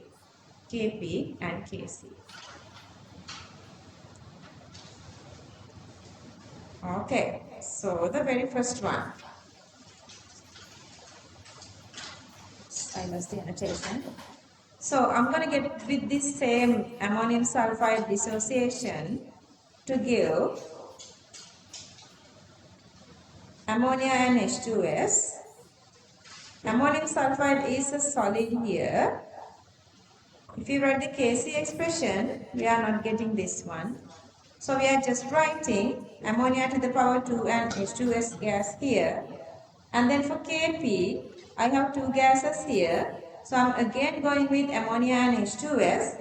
And again, when you are getting the connection between Kp and Kc, balancing coefficient again going with, you have 3 moles here, 2 and plus, you have 3 here.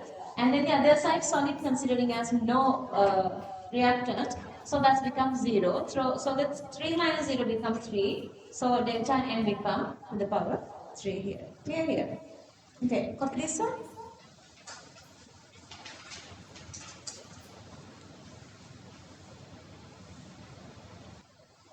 Okay, copy this one. This is homework. And we did this one for unit 14, okay? Are you guys following unit 14? Anybody? Okay, this is the third one. Copy this.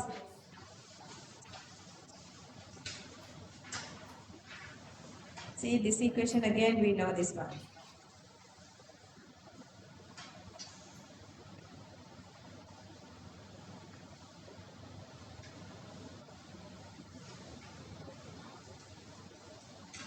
And then fourth one.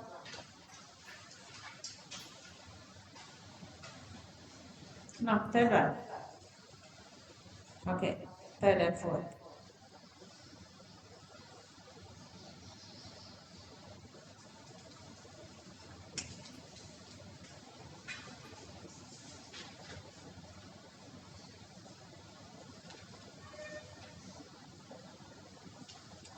We have a good time to complete this next part.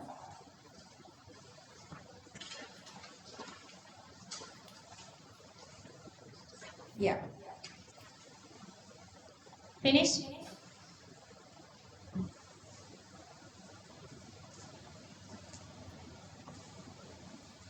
Okay, let's write the topic here. Lesch-Haselius principle. Write the topic. Lesch-Haselius principle.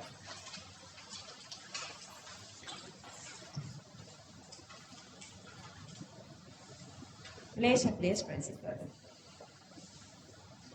This simply means if you done any disturbance to the system, the system is rearranging. Equilibrium systems are rearranging if you done little disturbance to the system. That is called the Le Chatelier principle. Let's write that. If there is an external disturbance, if there is an external disturbance,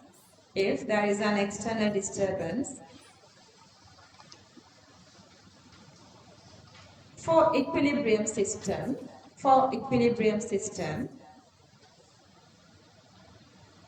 the system tries to respond. The system tries to respond in such a way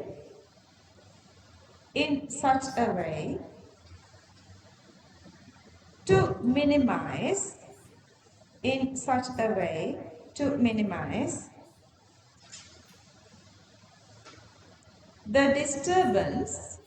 the disturbance and to restore equilibrium.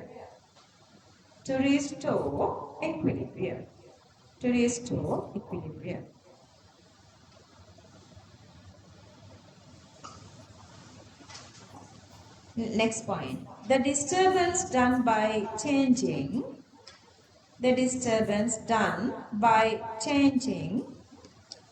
Okay, copy this. By changing number 1 concentration, number 2 temperature, number 3 pressure or volume.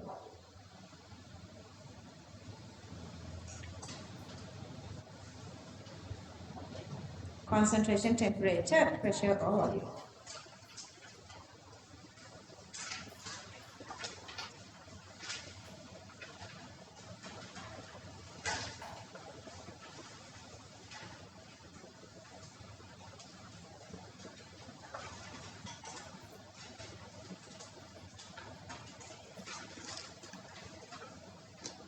I think how will they make a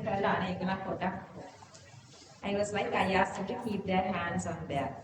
Then I asked them to close their eyes. Then I asked them to determine that you're going to pass this exam as well. They did that. Okay, let's do this together. Okay, both hands. What is your left hand? You guys know your left hand. That is the dirty hand. Yuck.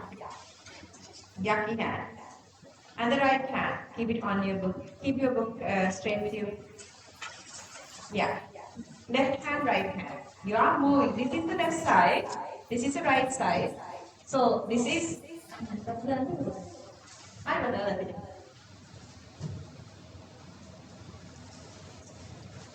Okay. So the right side. If you are moving your hand to the right side, to which direction you are moving here? The reaction to the forward direction. Is that clear? Keep your both hands on the book. Now we are moving your hand to the right side. What's the meaning of right side? Father, do you have hands? Keep them on the book. And when you are moving the right side hand, you are moving to which direction? That is the forward direction. If a reaction is going to forward, either you say it is going to forward or the right side. Or, what is the meaning of left side then? The backward. So you can say either reaction is moving to left side or to backward. Those are the happening when we are doing a disturbance. When we disturb a system, it is rearranging by moving its equilibrium position either to forward or either to backward. Either to forward mean one, either to right side or either to left side. Right side is what? Forward. Left side is backward. Okay, memorize that. Okay. So that let's go one by one here. The very first example, I'm going with the concentration. Let's write the topic, number 1, effect of concentration.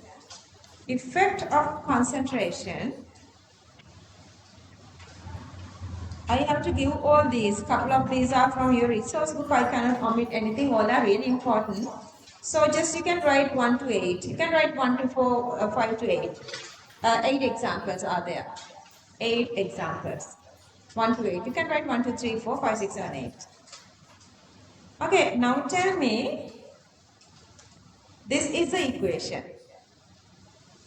Let's say You are adding, now this is in the equilibrium condition. Let's say this is closed, rigid container, so nothing is changing. All these macroscopic properties are constant and everything. Then to this system, let's say you are adding little excess A. When you are adding excess A, Manuja, what happened to A? Concentration of A is increasing. Now that disturbs the system. System doesn't like to keep more A. එයාට එකක් අරන් දුන්නා නම් මටත් එකක් ඕනි කියලා රණ්ඩු නේද? අක්කයි මල්ලි. එහෙම ගන්න කොහොමද? මටත් ඕනේ ඇක්ටිව් එක නේද? අපි තනියම නේද? අපි තනියදී අපිට නෑ කම්පිටිෂන් ඔක්කොම අපිට. Anyway, right. So when A is increasing, now the system become imbalanced. Then what happened? System supposed to decrease A. How does it decrease A? A is supposed to react with what? B. To produce what? C. Reaction is going to which direction? Forward or to right. So when when the system is going to right, who's increasing? C is increasing. Who is decreasing? B is decreasing. A to a certain amount decreasing, not like fully decreasing. Let's say initially we had 2, let's say 3, and let's say 5, anything, okay? Here, let's say we are adding another, let's say I'm adding 10 here. I'm adding 10 here. Can this now get down more than, like, let's say 10 here? Doesn't mean that total 10 is like getting away to this direction, because you don't have enough B to do that. Answer. Only 3 of B is here. So let's say this is become 7. All these 3, is it possible this is become 7? Then all B is reacting with 3 of this A, 3 of this B reacting to give C. Is it possible? No, it's not possible. When the medium doesn't have B, what's the meaning of that? It's collapsing the equilibrium condition. Understand? Always a little part is moving, not full. Not this full 10 is moving. A little amount is moving until it is reaching a new equilibrium. Understand that better, okay? So there are a lot of these logical parts in equilibrium to understand. Okay, let's write that. Copy this equation.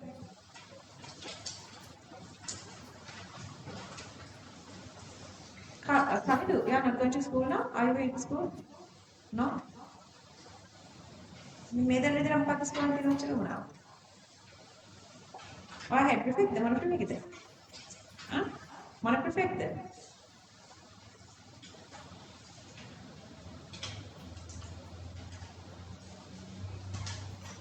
Yeah, gitu.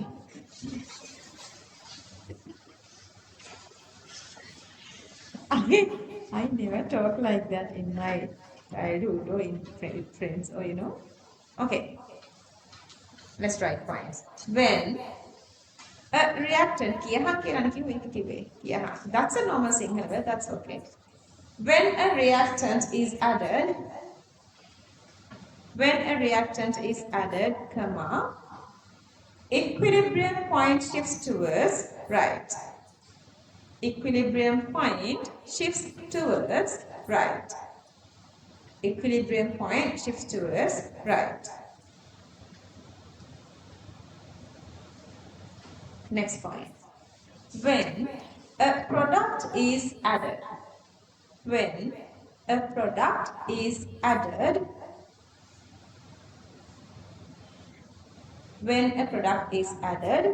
equilibrium point shifts towards left. Equilibrium point shifts towards left.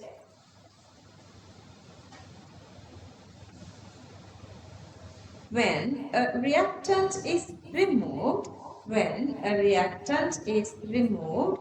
comma, equilibrium point shifts towards left. Equilibrium point shifts towards left.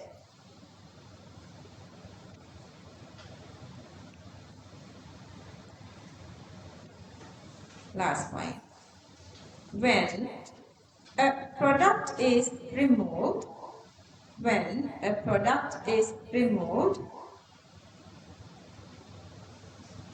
comma, equilibrium point shifts right towards right. Equilibrium point shifts towards right. Equilibrium point shifts towards right. When a product is removed, equilibrium point shifts towards right. What happened to Kp and Kc? Kp and Kc? Constant. Why? As long as what is constant? Temperature. As long as temperature constant, Kp Kc is constant. Let's write that. During all these cases, Kp and Kc remain constant. During all these cases, Kp and Kc remain constant.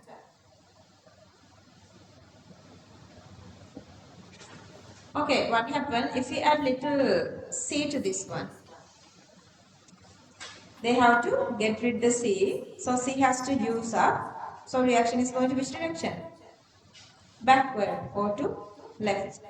දැන් ඉතින් අත් දෙක එක තැන තියාගෙන just use your mind and use verbally tell me the answer. මෙහෙට එපා. Because you cannot do that for the exam. Left and right. Just now keep it to your mind. Okay, now you know how to manipulate that. Okay, let's say we remove C. Then what happened? Part of C is getting away from the equilibrium system. So they need C forward to right to increase this one. At the same time, what is happening to these two? Decreasing because it's using up. Okay, there are real-time examples. Let's move on. And what is this? They asked you to draw this one and understand this one, and they were asking questions from this little diagram. Understood? Okay, oh, these are really, really important. Even time to time I'm giving these examples, it doesn't mean those parts are important. What I'm saying is, everything is important, okay? And there are a lot of questions coming from these different parts. Okay, let's say I have this equation. The equilibrium system is, I have hydrogen and iodine makes Hi. Hydrogen and iodine makes Hi. Okay, let's try to understand this one.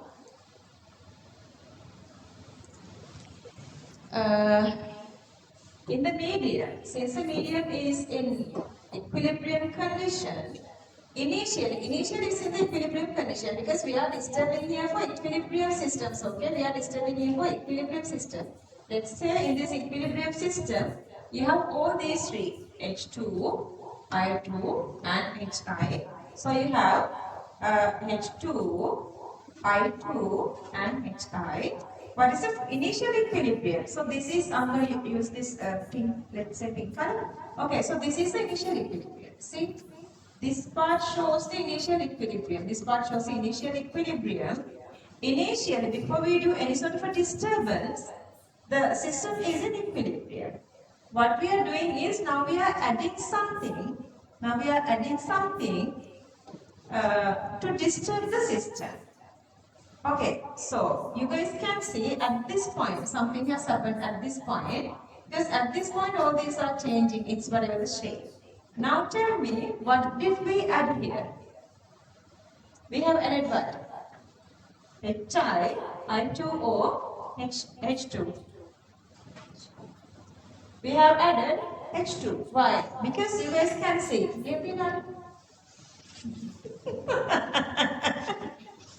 Just kidding, okay? Because you guys can see here, this is instantly increasing. Why is that? We were adding something externally. When you add that, we are adding H2, reaction is going to which direction? To decrease that coming to, reaction is going to forward. When reaction is going to forward, what is increasing? HI is increasing. So HI is increasing, and what is decreasing? I2 is decreasing. So I'm going to go with I2 first. See, I2, initial equilibrium. Then the disturbance. Now it is decreasing. And then HI, initial, I'm going to go with blue. Initial equilibrium, just persisting. Disturbance, after that more HI is making, now it's increasing. And then H2, what happens? See, H2 also, it's supposed to be decreasing. See, it is decreasing. But see, even it is decreasing, it never come back to this initial H2 level. Even it is decreasing. So this is the initial H2 level. This is, this is initial H2 level. This never comes back to that level. So it is maintaining some sort of a higher level. And these two are also, once it reaches equilibrium, they are continuing with that equilibrium so that this is the part that they were reaching this new equilibrium. Are you guys understanding this? Clear? Next time they wouldn't give this one because they were already given this one, but again they were given some sort of a graph to understand. So this, you guys can obviously see the sudden increasement mean. This is the one they were adding externally. This is the point where they were disturbing the initial equilibrium. QC thingy gonna come later. Just I want, when you are drawing this, I want this one. I just want you guys to just copy this. I'm not going to explain what it is QC now. Once I explain, once you go through that, then everything's going to be settled. Okay. So this is the very first one. Let's write topic. Example 1. Oh. Yeah. Go. Save. No, not cancel. Okay, example 1, H2 gas, I2 gas system. H2 gas, I2 gas system. Okay, copy everything here. Yeah, we are in here. Copy everything. Copy all this.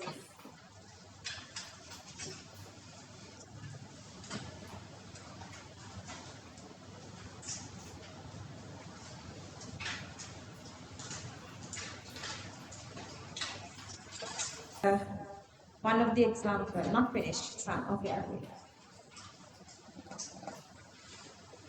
how do you guys feel about equilibrium? You understood equilibrium? No. Because still we didn't do equilibrium. I guess it's next week. Because understand, these are calculations. You guys have to go with calculations to understand what is the real equilibrium. Next week is the day that you are doing these calculations. Once you understand this calculation, these principles, if you still say you guys are okay with equilibrium, you like equilibrium, then we have the victory. So the next day you can decide whether you love equilibrium or not.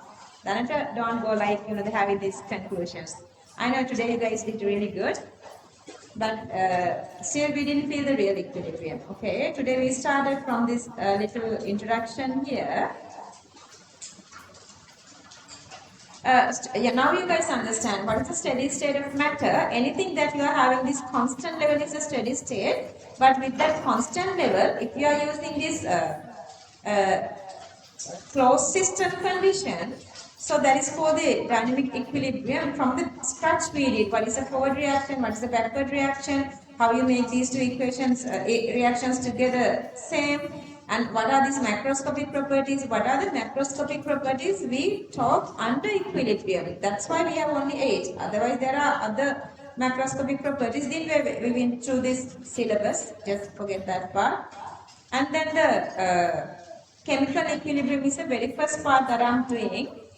To make you understand the equilibrium principles. Next day we're going to do that. Anyway, today we did a very important part, that is to understand what is this equilibrium constant. We went with Kp, Kc, and the connection between Kp and Kc. Those are the important part.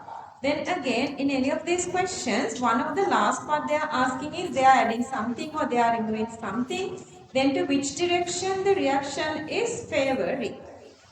To which direction reaction is favoring. Either they can do this disturbance by the concentration or the temperature or by the pressure.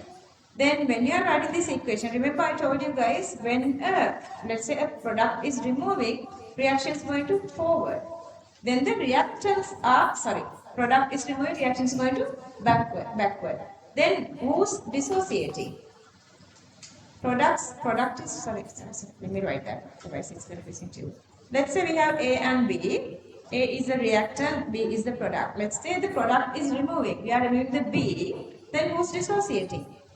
A is dissociated to give more B. So that we are writing n minus x to this direction. And the x of B is making.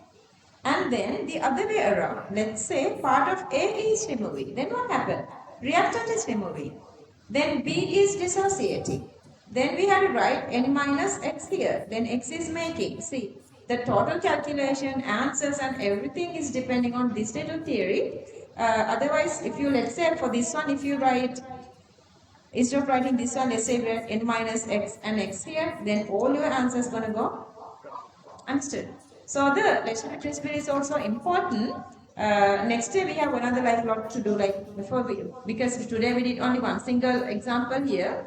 We have 7 more to go. Then we are moving on to calculations of chemical equilibrium part, which is most challenging of equilibrium. Okay. So that's all. Any question, anybody? No question? Okay, let's stop there then. Bye, take care everybody. Bye.